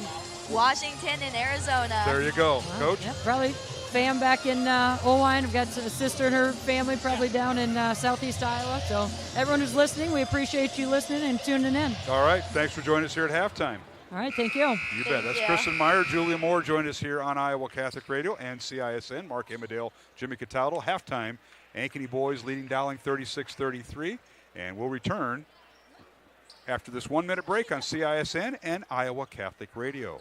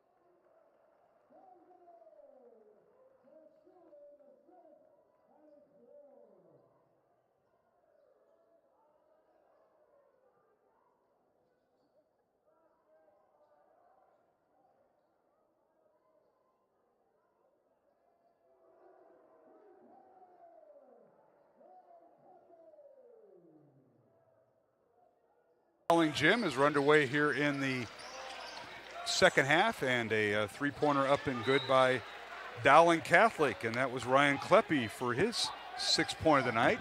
38-36, Ankeny by 2. And Jimmy, I think I owe you some field goals, and for Dowling they had 4 twos in that second quarter and 3 threes. Got it. As we complete our first half statistics, the other way we go, and a whistle and a foul on Dowling. They're going to get Colin Clark for his second foul, and that's the second foul in a minute. Mark Amadale, Jimmy Cataldo here at the Dowling Gym, the boys contest. Earlier tonight, the Dowling girls a 51-48 win over Ankeny, and now Ankeny boys with the basketball, and a shot by Devin Akers is good. That is his 8th point. And the Hawks now up 40-36, under 7 minutes left here in the third quarter. And Jimmy, when we get a moment, go ahead and rattle off those first half statistics. But Dowling with the ball. Inside, a shot up and off the rim, no good. Tough luck that time for Riddick Metten. Did everything right, but they put the ball in the hole. Rebound Ankeny. He does such a great job with the move, and he gets some contact, but doesn't get the foul. Now Aguirre in transition, top of the key. His 3 is no good. Rebound comes out to Dowling, and now Kleppe loses on the baseline. They say it went off of the Hawks. Go ahead. You know, you look at the shooting for both teams, and just out of character shot the ball very well. For the Maroons, they went 10 of 18 from the field and 4 of 11 from the three-point arc. For Ankeny, they go 6 of 11 from the field, which is out of characteristic for their shooting percentage, and 6 for 11 threes. So we've got 6 threes out of Ankeny, 14 total rebounds for the Hawks, 7 turnovers for the Maroons, 9 total rebounds, and just 2 turnovers. Dowling underneath, Sheck shot no good, offensive rebound. Dowling, the putback up and good. The basket will count by Ryan Kleppe, and a foul on Ankeny. And Kleppe has 5 of his 8 points here in the third quarter. We talked about Kleppe against Southeast Polk earlier in the week, that he's certainly started to come into his own after having a couple starts. And certainly the activity that Kleppe brings to the lineup has been really positive since he's been moved to the starting lineup. Kleppe can cut the Ankeny lead to 1. He does. Free throw good for Ryan Kleppe, who had 3 points at halftime, and he now has 9. He has 6 points in the first minute 45 of the third quarter, and Dowling trails by 1, 40-39. Hawks with the basketball. Carson Johnson underneath. His shot is up and good, and he draws the foul. The basket will count, and a foul will be on Kleppe of Dowling. Or Davis Sheck, excuse me. Draws a foul, and Sheck did everything he could to keep in front of him and keep the body contact, but Carson Johnson, very talented young man, going hard to the basket and drawing the foul. And the free throw good. Carson Johnson, Jimmy played with 3 fouls in that second quarter, or picked up his 3rd foul in the second quarter, and he had to sit on the bench. He now has 9 points for the Hawks. And Dowling with the ball. Now ball deflected, and Metten travels with the basketball after he gathered the ball in off the deflection and traveled. So set up play for Davis Sheck, and it just shows the height of Akers. Yeah. Getting a hand in the face, and well after the ball was released, gets the block. But Metten getting the rebound there, and then, of course, a turnover. Now a long 3, good from the top of the key by Carson Johnson, and that is his 12th point. 7th three-pointer by Ankeny in this game has certainly helped keep them, pushing the lead to 5-7. 7-point lead for Ankeny, and now Drew Morrow gets loose in the lane. His shot up and good. He now has 17 points, 46-41. Ankeny by 5. Maroons come back with their zone defense. They work at the corner to Schooler. Inside to Akers, back to Schooler. Schoolin, and the Hawks now will reset with 15 on the shot clock. They work in the corner to Akers. They rotate over to Ward. Won't shoot the 3. Back to Akers. 10 on the shot clock. Akers looked inside, and the ball off of Ward deflects off of him, and now they bounce the ball off of Morrow with 4 on the shot clock. You can see how Ankeny has attacked Dowling's zone defense is skipping the pass from one side of the court to the other, really making the Maroons move around in their defense, but trying to find that top of the key, which has been open in the past, and Carson Johnson's hit a couple of them. Now the Hawks hit that diagonal pass, and now underneath, and the fall-away jumper no good by Aguirre for Ankeny. Rebound Dowling. Maroons in transition. Drew Morrow with his shot no good. Follow up by Metten, can't do it, and rebound by Akers and Ankeny. Hawks have it. They go right to left towards the south basket here at Dowling. Ankeny in their dark uniforms in the lane. A shot up and no good by Carson Johnson, but he draws the foul against Dowling, and that'll be on Metten, his 3rd.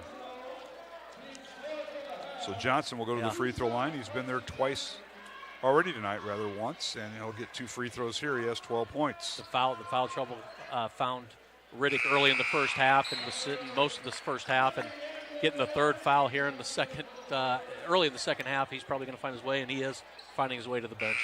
Tonight's game on Iowa Catholic Radio brought to you in part by Ashworth Vision Clinic, Skeffington's Formal Wear, the Catholic Tuition Organization, and construction professionals. Mark Amadale, Jimmy Cataldo here on Iowa Catholic Radio as we simulcast with the CISN crew tonight, CISN.TV on the live stream, as the free throw is good by Johnson. So Carson Johnson picking up scoring here. He has 14 points. And Dowling trails by 7. Kleppe with it to Nyanji. Top of the key looking for a cutter. Dribble handoff. Dante Cataldo kicks it back out. This is Sheck in the lane. Left good. Nice pass from Cataldo to Davis Sheck, who dribbled, penetrated, and scored. Davis Sheck showing a lot of athleticism on that dribble drive. Got up to high as the rim and finished. Here's Carson Johnson, and boy, is he ever heating up. Timeout Ankeny. Johnson with his 16th point. And we've got a full timeout, I believe. We'll take one with him. Our score, Ankeny 50, Dowling 43. 4:02 left to go third quarter here on Iowa Catholic Radio and the Central Iowa Sports Network. We all love a good win, however small or ordinary. Losing track of time, finding yourself with a few extra dollars in your pocket, soaking up the perfect Iowa day. These are the everyday delights and small victories that make us smile. These are the moments that connect us all as Iowans. And these are the moments that, more often than not, start with Iowa's farm families and the corn they're growing. Because when corn grows Iowa, Iowans win. Ever have one of those awkward moments when a business disappointed you? You got ripped off? Didn't get what you expected? The Better Business Bureau can help you avoid these uncomfortable situations. BBB accredited businesses are honest, ethical, and reviewed annually by the BBB. Don't experience another awkward moment with a bad business. Trust the ones that operate with integrity. Look for the BBB seal. It's the sign of a better business. And find a better business anytime at bbb.org.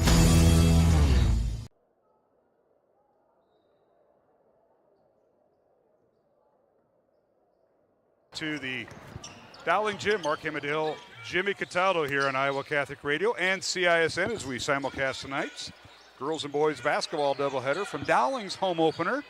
Yes, we go all the way into December. Here is Drew Morrow for 3. It's no good. Rebound Dowling. Kleppe offensive board. Put back up to, didn't get it. And Nyanji with the put back up and good. The basket will count and a foul on Ankeny. And that'll be on Nolan Morrison, his first. The Maroons finding themselves around the basket, attacking the basket, both Kleppe and Nyanji on that, and finding themselves with a little bit of success, cutting the lead to 5, hopefully 4. And Nyanji's free throw good. Andrew with his 10th point, first time he's been in double figures, and it's 50-46. Ankeny by 4. Hawks with the basketball. Let's see if Dowling goes to back to their zone here in their next possession. Well, during that timeout, the coaches got together and tried to figure out, okay, what's the best way to slow down Carson Johnson? Yeah. Long 3 by Aguirre is no good, and that's right. Let somebody else shoot it. Aguirre misses. And don't forget, Aguirre started out strong. He had 8 points at halftime. So you got Aguirre or Carson Johnson on this depleted Ankeny team by injury and ineligibility. Dowling with the ball, trailing by 4. Here's Nyanji. Backing up against Aguirre. Left-handed shot up, off balance, no good. Ball tipped out of bounds off Nyanji. It'll be Ankeny basketball. So the Hawks now will re-enter their starting center, Devin Akers, 6'6" junior, along with Drew Trimble. Akers certainly has been a presence underneath the basket, but the in-and-out game that Carson Johnson has to pose against the Maroons certainly has been an issue. But looking to face guard Johnson with Kleppe. All right, corner 3 by Trimble is no good. Offensive rebound. Well, Aguirre had it and was taken away by Kleppe. Ryan will dribble in the front court for Dowling. Dribbles baseline and draws the foul. A blocking foul called on Ankeny. Heads up play by Ryan Kleppe. He's kind of got a knack for this game, starting to pick it up. Well, we talked about, 2 games ago that Kleppe seemed to hesitate a lot in his shots, and they were certainly there. And we thought that it would come, that comfort level would come as he got more minutes, and certainly he is finding a lot of comfort in his game, taking ball hard to the basket, drawing the foul there. All right, Davis Sheck will come out and in for this first time in the second half. Joey Coppola, who played a little bit in the first half, didn't score, coming off a back injury. Now a backdoor cut by Cataldo. It's blocked out of bounds by Akers, or blocked into the hands of Ankeny to Drew Trimble. Didn't go out of bounds. Good save by Trimble. Hawks with it. Here's Aguirre with it. Leaves it for Carson Johnson for three. No good. One of his rare misses, Jimmy. One of the rare misses by Ankeny in general on that. He has been shooting lights out here in the second half. 50-46. Ankeny by 4 as we approach the 2-minute mark here in the third quarter. From a very packed Dowling gym. And Nyanji for three. Catch and shoot. Good. How about that? 13 points for the senior. It's certainly what they saw a lot of Andrew Nyangi over the summer and into the fall is his ability to play this game. And he's kind of had some trouble there, but now is finding his feet in this game, certainly for the Maroons. Now Kleppe picks up his third foul. Out of bounds to Ankeny. So team foul number 4 on Dowling. We'll make that number 5 on Dowling and 3 on the Hawks. Maroons are going very small with this lineup with Cataldo, Frericks, Capola, and Drew Morrow. Yes, they are. And their only size is really Andrew Nyangi. So be interesting how they're going to take care of Akers on this.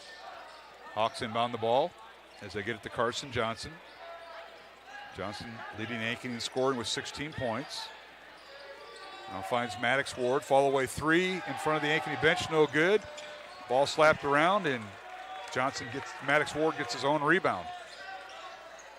Going against Cataldo. Cataldo holds his own to steal. Great job by Dante on that. He just held his own and became a wall. Staying square. And didn't reach. That's what got it the turnover. Turnover by the Hawks. Now Drew Morrow in the lane. Spins. Gets a head fake. A shot up. And good. The basket will not count. I think they're giving him the back. No, I think they're going to give. Officials eyeing each other. They're going to count it. Whistle and a foul on Cash Schoolin. That's his second foul.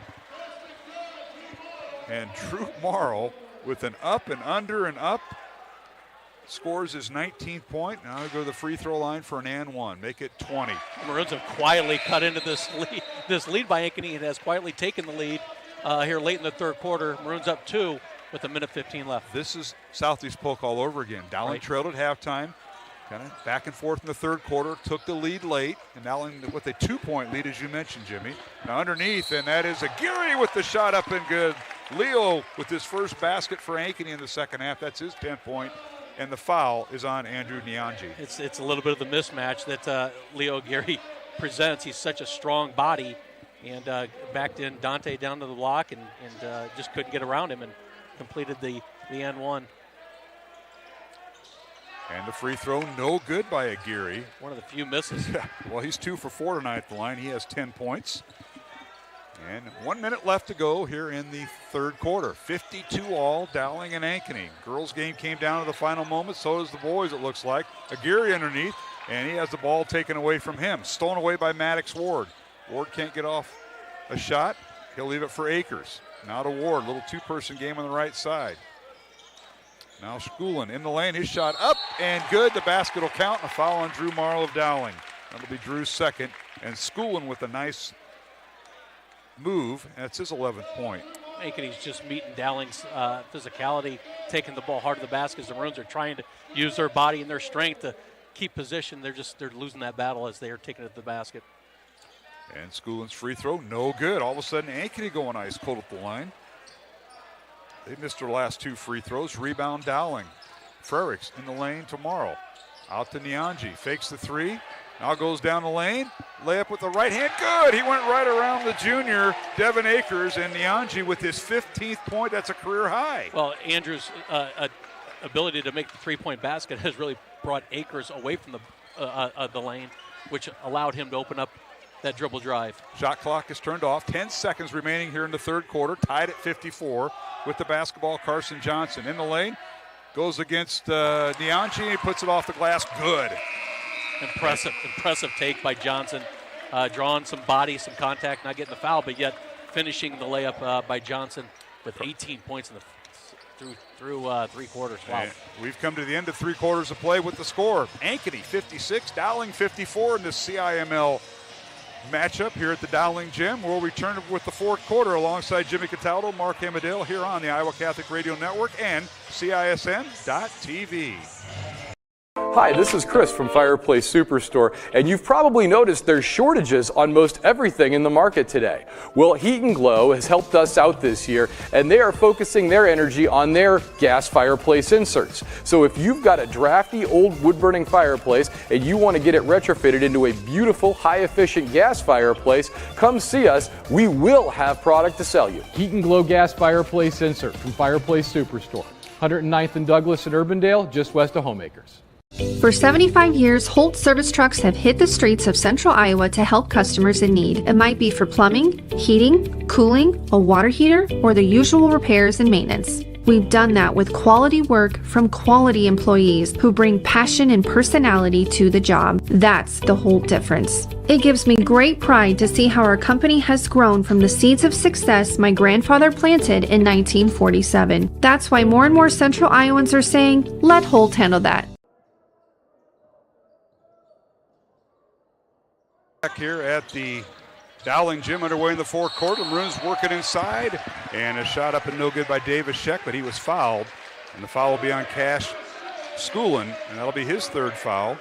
Dowling outscored Ankeny in the third quarter, Jimmy, 21-20. Both teams putting up a lot of numbers. I know you're still totaling up the scoring, as free throw is no good by Davis Sheck, who has 8 points in the contest. But, yeah, 21-20. Oh, my goodness. A lot of shots were put up in the third quarter by both teams, and certainly, Dowling made a fair share of theirs, and Ankeny cooled off a little bit from the three-point arc. Hawks outscored Dowling 20-17 in the second quarter, and now the Hawks work it, and shooting and scoring is Leo Aguirre again, and that is his 12th point. So I think Aguirre's seeing that he has the mismatch and the strength with the smaller lineup with the Maroons and taking the ball hard to the basket. Certainly does. And now Dowling underneath to Nyanji. A great recognition by Drew Morrow, gets the assist, and Nyanji with a career high 17 points to lead Dowling. Certainly filling it is Andrew, and something that you need out of the Maroons, somebody with height who can score. Ankeny with the basketball. Dowling stays man-to-man for now. 58-56. Ankeny by 2. Carson Johnson dribble penetrates, can't get off a shot, leaves for Maddox Ward, and now nearly over and back, but saved nicely by Nolan Morrison, who's in there for the Hawks, 6'1" junior. Now a long three by Maddox Ward, good with 5 on the shot clock. Ward with his first 3 points of the night. Capola comes off his man on the dribble drive, which what you got to do to help out.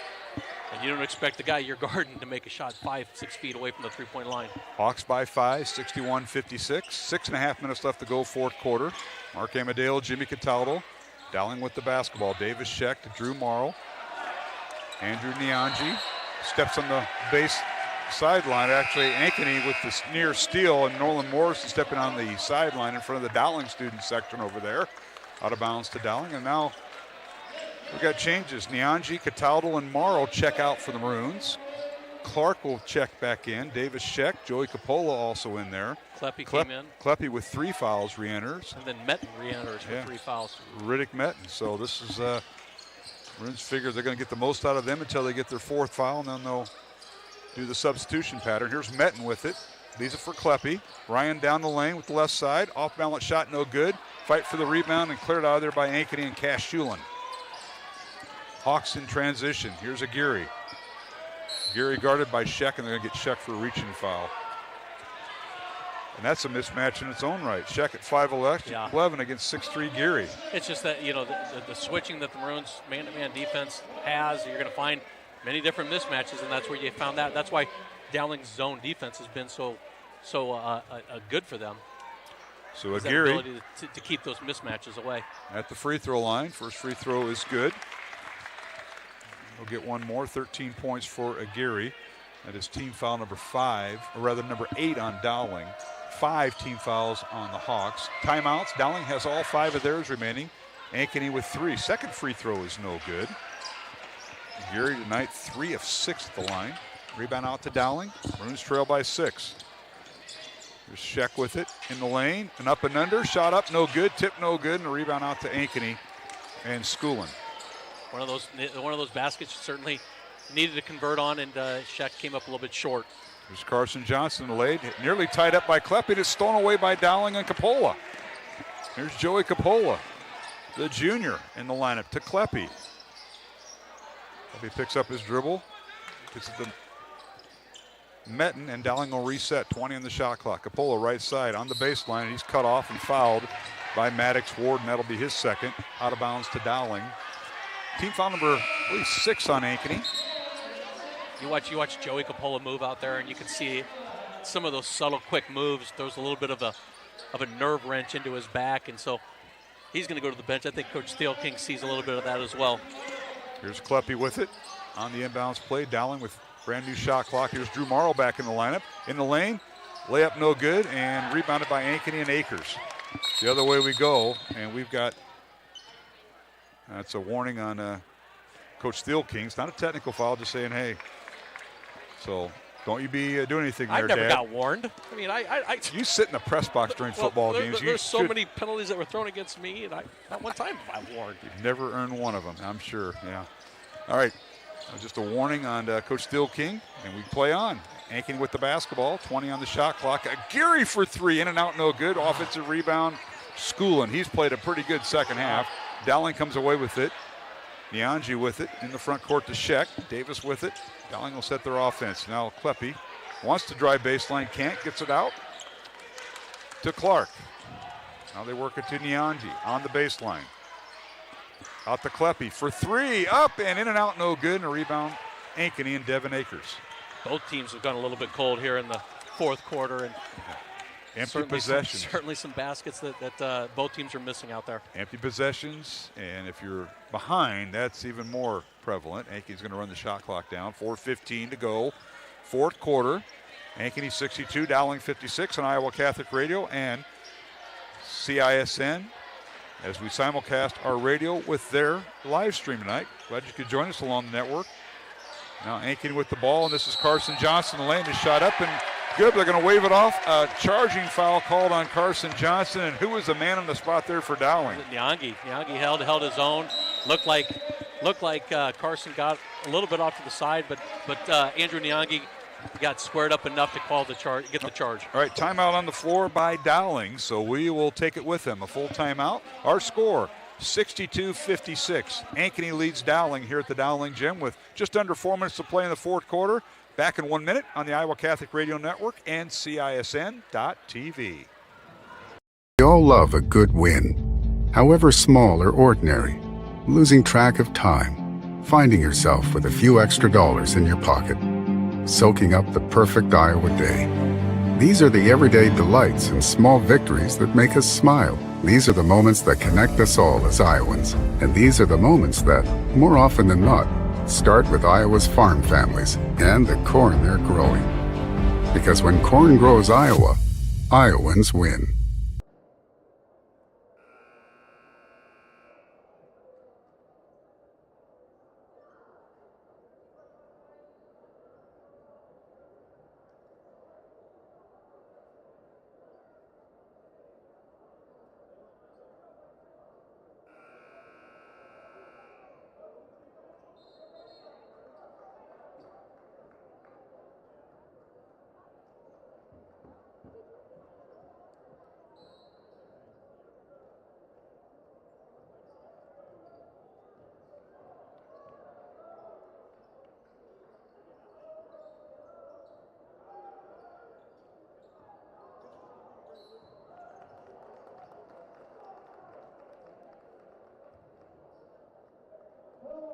The Dowling Gym, and while we were away, Dowling with the basketball. They tried to get it inside to Colin Clark. The ball was tipped away, and as Ankeny came away with a turnover, a foul in the backcourt on Drew Morrow, and that'll be his third.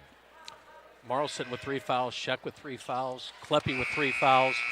9th total team foul on the Maroons. So the next foul by the Maroons, double bonus with 3 minutes, 40 seconds to go in the game. Maroons down 7.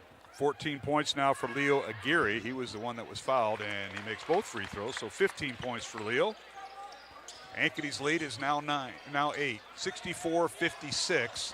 Hawks with 3:40 left to go here in the fourth quarter. Aguirre Dowling for 3. It's no good by Nyanji, and a rebound cleared out of there by Ankeny and Cash Shulin.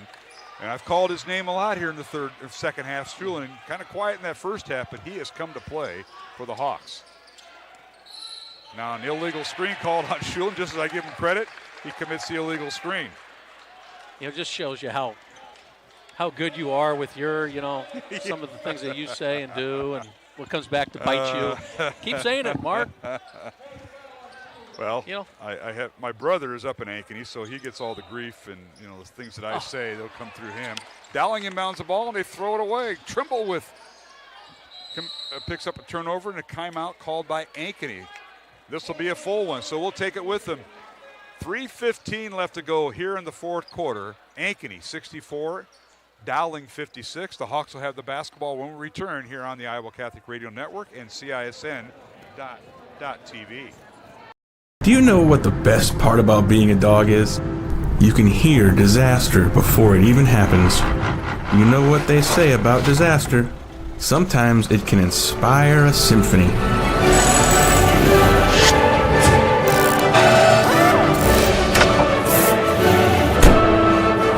An honest day's work deserves an honest day's treat. No extra charge. And that is why we choose Honest Wrenches.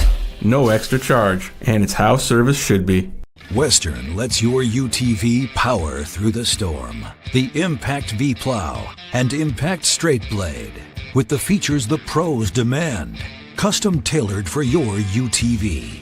And to keep your work top-notch, rely on the Tornado UTV Hopper Spreader. Now that's a job well done. Western, more jobs done faster.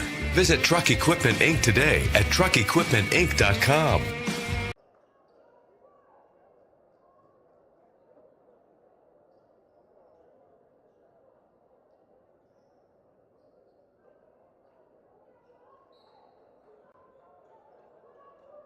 Here at the Dowling Gym, Mark Amadale, Jimmy Cataldo, fourth quarter. Ankeny with the basketball, leading 64-56 over Dowling in this CIML conference game at the Dowling Gym. And the Hawks now trying to work the shot clock, and they're going to take as much time as they can off the shot clock here, Jimmy. The beauty about the shot clock is that you don't have to press your defense so hard, because when you press your defense, you give a dribble drive to the opponent. Oh. There's Aguirre getting loose, and he shoots and scores. That is his 17th point of the night for Leo. Check that, 18 points. And it's Ankeny by 10. This is the Hawks' largest lead of the night. 2:35 left. Now Nyanji gets loose, and he missed the shot off the glass. No good. Rebound comes out to Ankeny. And the Hawks now trying to put this one away here at the Dowling Gym. Maroons got to overcome a 10-point lead. Now you got to extend your defense, because the shot clock is going to work against you, because every time they hold that ball, it's 35 seconds. Especially with and now an offensive foul on Aguirre. Great job by Kleppe. If it was on Kleppe, it would have been his fifth foul, but he held his own, and Ryan draws the offensive charge, and Aguirre with his second foul. This is a spot where 3-point shots. The 3-point shot by the Maroons would be big, or get a quick two if you can. So Dowling will sit down Colin Clark. Dante Cataldo will check in. Sheck will dribble it up for Dowling. Davis Sheck with it on the left side. Out to Nyanji. Tomorrow for three. Top of the key, good. How about that? Drew Morrow with his 23rd point, and that is his first points of the fourth quarter, Jimmy. Well, it was the 3-point shot that you hope to get in that situation, and now you got to play some defense, hope for a turnover. Ankeny with the basketball, 19 on the shot clock. They're going to let it go as far as they can. 66-59 Hawks, minute 40 to go. Now 10 on the shot clock. They skip pass over to Trimble, into Aguirre underneath. They let him go. Layup is no good. Rebound, Aganji. Maroons got a break there. And now down court, Sheck with the basket or attempt. It's no good. Missed the layup. Rebound. Ankeny and the Maroons have had their chances there. One you needed at that situation. Now we got a timeout. Ankeny, and we'll see what Coach Carlson has a 30. If we'll keep it if it's a 30, and if it's a full, we will. This will be a 30-second timeout, says Jerry Kinder. We'll keep it here. A minute 15 to go, fourth quarter. 66-59. Ankeny leading Dowling, and the Maroons are running out of time and playing catch-up down 7. They're running out of time, but Ankeny's taken advantage of the mismatches that they have. Gary has been a big problem for several of the kids guarding him tonight. Is his strength and his ability to post the smaller and Maroons up and getting the ball to the basket has certainly produced 18 points out of Gary. Our thanks to our CISN crew. They include our on-site producer, Justin Wolber, upstairs, along with Pete Tarpey and Aaron Brady working the cameras. Jennifer Phelps in the Iowa Catholic Radio studios. Appreciate her and what she does for Iowa Catholic Radio. Mark Amadale alongside Jimmy Cataldo. And, of course, Scott Babinett joined me for the girls' game. Our thanks to Dental Associates, Construction Professionals, and Ashworth Vision on the Iowa Catholic Radio side. And now Ankeny will inbound the ball, leading by 7. The Maroons now have to amp their defense up. Both teams with 9 fouls, and now a near steal by Dowling and a whistle and a foul on Morrow. He said, me? And he said, yep. Drew picks up his 4th foul, and double bonus now for the Hawks on every Dowling foul. The Maroons will go a little offense-defense here. Aguirre back to the line. Ankeny hasn't missed many free throws and certainly has produced enough points to push this lead to 7, now 8. First free throw by Aguirre is good. Tonight's game on Iowa Catholic Radio brought to you in part by Mercy One, the Catholic Tuition Organization, and Skeffington's Formal Wear. Our next broadcast will be a boys-only contest this Thursday night here at the Dowling Gym as Aguirre hits the 2nd free throw and hits his 20th point. It'll be Dowling and Iowa City West. One of the top 10 teams in Class 4A is Iowa City West. They'll come to town. Long 3 by Kleppe, misses the mark. Out of bounds to the Hawks with 55 seconds remaining. The Maroons go a little offense-defense. So we'll be on the air this Thursday, December 22nd. Dowling hosting Iowa City West. They're ranked 9th in the Class 4A poll. 6:15 pregame, 6:30 tip-off here on Iowa Catholic Radio Thursday night. And here come the Cooks, McCaffrey, and the Earls, all Iowa ties. I got some homework for you too, Mr. Cataldo, as a whistle and a foul is on Davis Sheck, his 4th. Free throws coming for Ankeny and Devin Akers.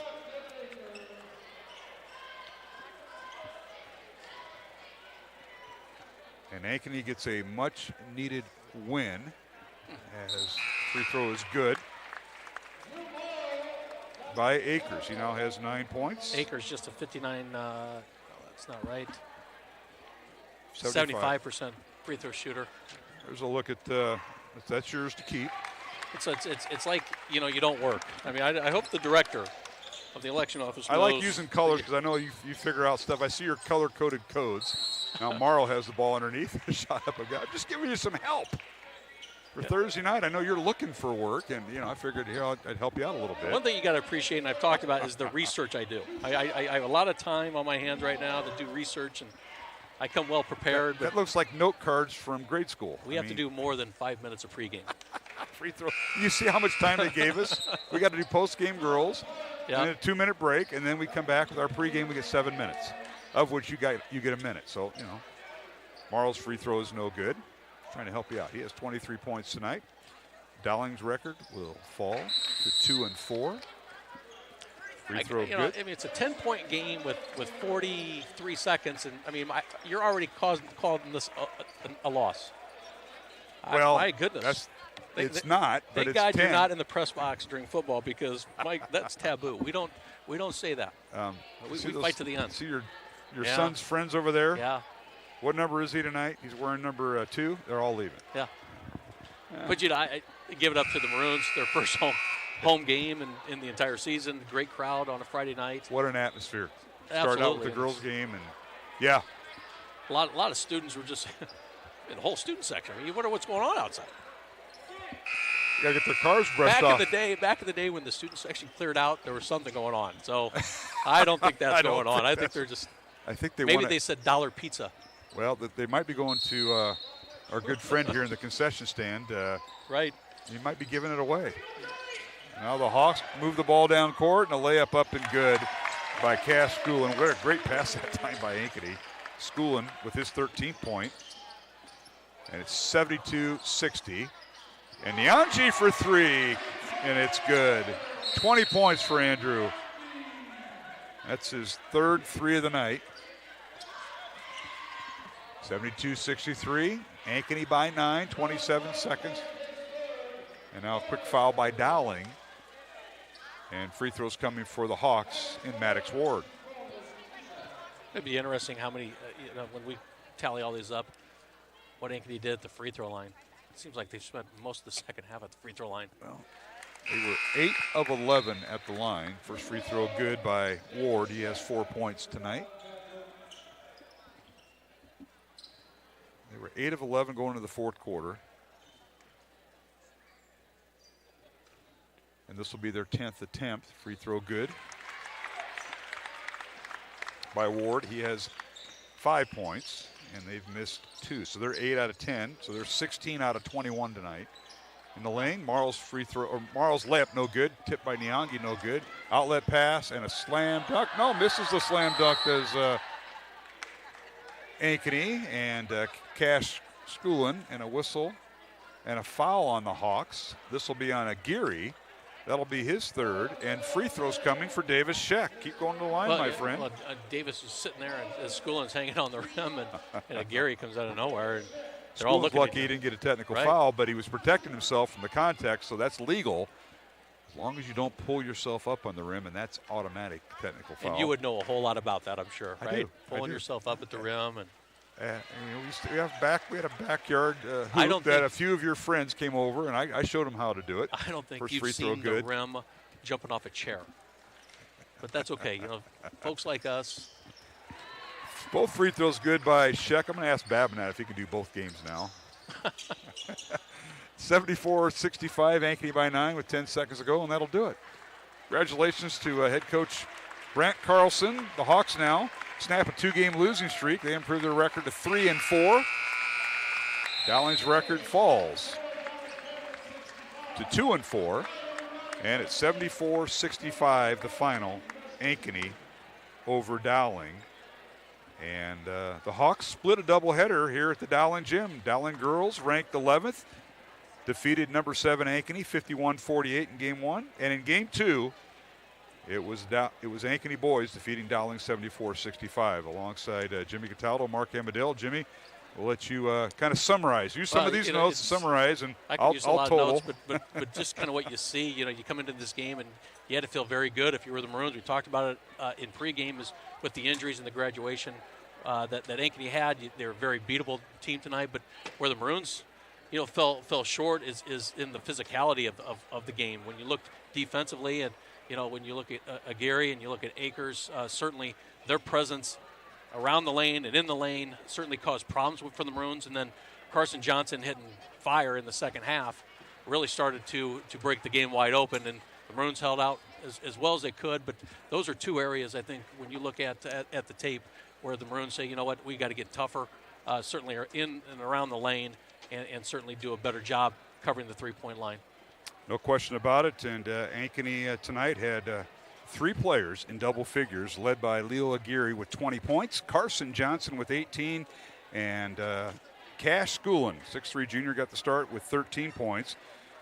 Rounding out scoring for Ankeny, 9 points for Devin Akers and 5 points for Maddox Ward. So all 5 starters contribute to the Ankeny cause. The Hawks went 16 of 21 from the free throw line. For Dowling Catholic, the Maroons were led by Drew Marles, 24 points. And he was followed by Davis Sheck, or rather with Andrew Niangi with 20 points. Davis Sheck with 10, so Dowling with 3 players in double figures. And then rounding out scoring, we had 9 points for Ryan Kleppe. Davis Sheck, I mentioned, with 10 points, and Dante Cataldo with 2 points. Dowling 7 of 12 at the free throw line.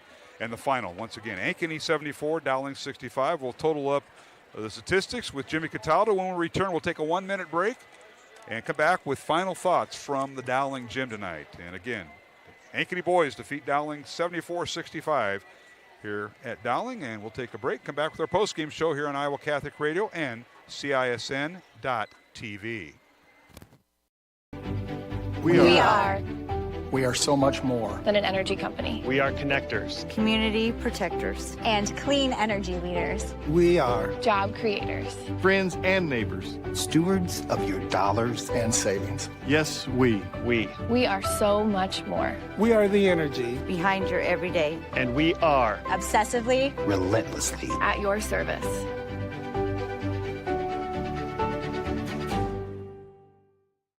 For 75 years, Holt service trucks have hit the streets of central Iowa to help customers in need. It might be for plumbing, heating, cooling, a water heater, or the usual repairs and maintenance. We've done that with quality work from quality employees who bring passion and personality to the job. That's the Holt difference. It gives me great pride to see how our company has grown from the seeds of success my grandfather planted in 1947. That's why more and more central Iowans are saying, let Holt handle that. And welcome back to the post-game show here on Iowa Catholic Radio and CISN. We're on TV, so wave to them. Mark Amadale, Jimmy Cataldo as family members here. Yes. I see you dressed up for the TV occasion. Thank you, Jimmy. That's why we're in front and not behind the camera. I mean, it's just they don't want us anywhere near. Leave that for Wade Lookenbill the other night. Yeah, I had some pictures of that. B.J. Shaman and Wade Lookenbill do the MediaCom game, and I didn't realize you bugged Wade Lookenbill as much as you did bug him because I thought he was kind of annoyed. Maybe not. Well, I do that to some people, but I have fun. Present company yourself. included. Yeah. Right. I can testify to that. All right, what's the numbers? Dowling on the short end tonight. It was Ankeny 74, Dowling 65 here on CISN and Iowa Catholic Radio. You got some of the we got the numbers in between the numbers, right? So unofficially, the Maroons have gone 17 of 39 from the field for 43%. So not a bad shooting night. It's just got a little cold in that fourth quarter. From the three-point arc, 8 of 19 for 42%, 22 total rebounds for the Maroon, and just 5 turnovers.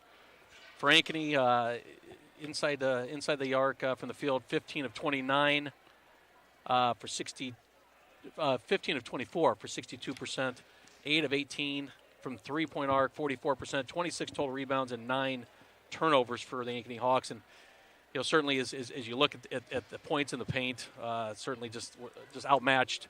The Maroons in their physicality and their ability to get to the rim, and 62% is way above their season average for Ankeny. And I'm not sure how many points from the free throw line, but certainly you add those up, and I think that was the difference in the game. Well, you mentioned the free throws. We mentioned it before the break. Ankeny went 16 of 21 at the free throw line, including 8 for 10 in the fourth quarter to seal the game away.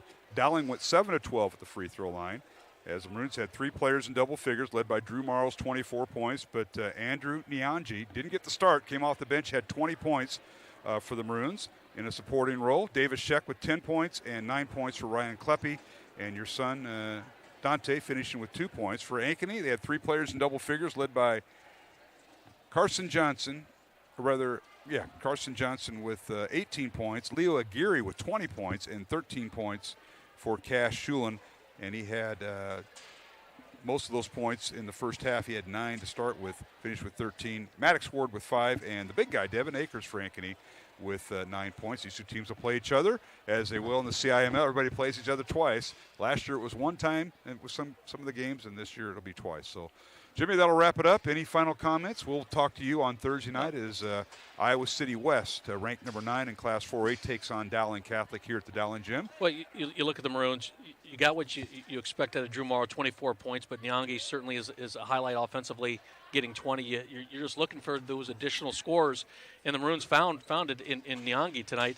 Sheck, with 9, a little bit more, but Metten having foul trouble. He's a guy that you need some points in the paint, and certainly his presence or lack thereof hurt you a little bit in the defensive side, because Ankeny had everything they wanted inside the paint, and they converted many of those shots. So again, you look at the tape, and I think you got to get a little bit tougher inside the paint, especially when you're undersized. You got to find some strength in the way you front or allow guys to post up on you, and looking for that help. But hand it to Ankeny. Carson Johnson hit some big shots. Ward hit some big shots from the outside. Aguirre taking the ball to the basket, certainly capitalized in this win. And the Maroons came back. They actually took the lead in the third quarter. We talked a little about that, but Ankeny staved off every Dowling rally. They hit a big shot when they needed to, whether it be in a Geary or a Schoolin or a Carson Johnson after the Maroons took the lead momentarily. It's just the margin of error. And we talked about it, how Ankeny quietly went out in the lead in the first half, and then the Maroons taking the lead in the second half. It just seemed so quiet. And it's that margin of error where the Maroons took advantage of some misses by Ankeny. And then when the Maroons went cold and Ankeny's strategy was to get the ball down low, they started to pull away from the Maroons, and they just got to find their way for 4 quarters, and they came up short tonight in the paint. All right, and we want to thank everybody involved with our broadcast tonight, including the CISN crew, Justin Wolber, Pete Tarpey, Aaron Brady. Our thanks to Jennifer Phelps on the Iowa Catholic Radio side, and for Scott Babinet. Jimmy, thank you, and we'll see you Thursday night. It'll be our final game before the holidays, and thanks for all you do, and we'll see you on Thursday. Well, let's just hope we get a nice Iowa City West team coming into town, another home game for the Maroons, which is well needed at this time, but you should see a good Iowa City West team next Thursday. All right, well, that'll wrap up our broadcast tonight. Again, the girls' game won by Dowling 51-48. Oh my goodness, the coach came up. Stop the presses. Stop the presses. The coach is here. Coach, thanks for joining us as Clay Thielking joins us. And Coach, we saw a lot of good things happen. We saw a pretty good Ankeny team, and just telling Jimmy, the Maroons you made your run in the third quarter, took the lead, and all of a sudden Ankeny hit some baskets, some fouls, and they took back the control. But we thought we had a Southeast Polk come from behind victory tonight. But kids played hard; they always do. Played hard, yeah. We got a lot to clean up defensively. I mean, 74 points is a lot of points to give up. But I credit Ankeny. I thought they played very well. They shot it well. Shot it well early and got pretty comfortable, and then it gets a little contagious, and so I credit those guys, and I thought we got good looks. Missed a handful of bunnies and layups that were contested, but we got to the rim, and I was pretty happy with the looks we got. I mean, when you score 65, we'd like to think that'd be enough to wind up, on top, but we struggled to get stops tonight, and we'll fix it. It's early and we're learning, and we got things to clean up, and we know that. So credit to those guys. I thought Ankeny played really well tonight. Yeah, they did. Hats off to Coach Carlson. And, Coach, your group, you led by Drew Marles, 24 points. But how about Andrew Nyangi coming in off the bench? Riddick Metton got in some foul trouble, and Nyangi, career-high 20 points. I know he's used to that in the JV games, but he did this in front of a crowd. And this atmosphere, congratulations to him. Bright spot, yeah. And he's capable of that. That's not a surprise to us. He does that. He's capable of doing what he did tonight, and it's good. It hurt to lose Riddick early, but the blessing in disguise there was to have Andrew get extended minutes and contribute the way he did. It's big because we're going to have different guys step up, and to have an interior player contribute like that was important. I think when you look at your stats for tonight, 43% from the field, 42% from the three. You guys shot the ball above average that you did tonight. But I think where I think you guys took your lumps was in the paint defensively, and losing Riddick to some foul trouble I think contributed to that. But certainly when you look at the strength or maybe the lack thereof that your smaller lineups possess, talk about when you go to your zone and your man, and I think your zone has been so effective, and I think you found early that you had to come out of your zone because Ankeny hit some shots. But man to man, how do you get these kids, a little bit tougher, a little bit more aggressive inside the paint, where I think Ankeny had their ways with you there? They did. Yeah, they did. That's a weakness of ours. I think there's a physical difference there. But it's a prideful thing too. I mean, we have to do a better job of helping them guard the ball one-on-one and not get beat off the dribble and not let guys get to where they want to get. And, Geary and Johnson are tough matchups for us, and they are for a lot of teams. Carson is just really good with the ball and can kind of get where he wants to regardless. And Geary, if he gets going downhill, it's hard to stop him. And he did, and that was a little disappointing. I thought we'd do a better job of keeping him in front. But you're right, because we're not going to be able to sit in a zone for 32 minutes a game. No, you won't. And we found that out early tonight. That teams make shots early. We're going to have to throw different looks at them and be able to guard them in man. And so a lot to work on. it'll be a challenge to us, and we'll challenge the guys to do that. This film will be a good one to watch. Certainly one of the bright spots from tonight is the play of Joey Coppola. Joey's coming off an injury, and so he got probably more minutes than you anticipated him getting tonight. But talk about what he brings to the lineup and how that may change some of your strategies. It's big. It's big. He does a lot for us. Other than scoring, he does so much defensively. And he's not 100% yet. Obviously, he's not there. But it was good to see him out there. And when he gets to be 100%, which I hope is sooner rather than later, changes a lot. I guess Davis and Drew off of the ball a lot more and lets them be the shooters and scorers they are offensively. I think in our zone he's going to be real good as far as he's long. He's got some length and some anticipation. That's a gift in that zone to get deflections and things of that nature. So it's a first step. He's not close to where he wants to be, but it was good to see him in the mix. Yeah, it certainly was. Now, Coach, you have one more game before the Christmas holiday. 9th-ranked Iowa City West comes to town Thursday night. We'll be on the air at 6:15. Tip-off at 6:30. Sophomore game starts at 5. And just happened I had to get, when you have the guy that I have for sitting next to me, you got to get prepped up for him. So I gave him a little homework assignment. So I ran this off. This is, I see there's a McCaffrey, an Earl, and a Cook on the team, all Iowa grads. Their dads were, and now the kids are. And Jack McCaffrey, 6'8" sophomore, averaging 18 points, 10 rebounds.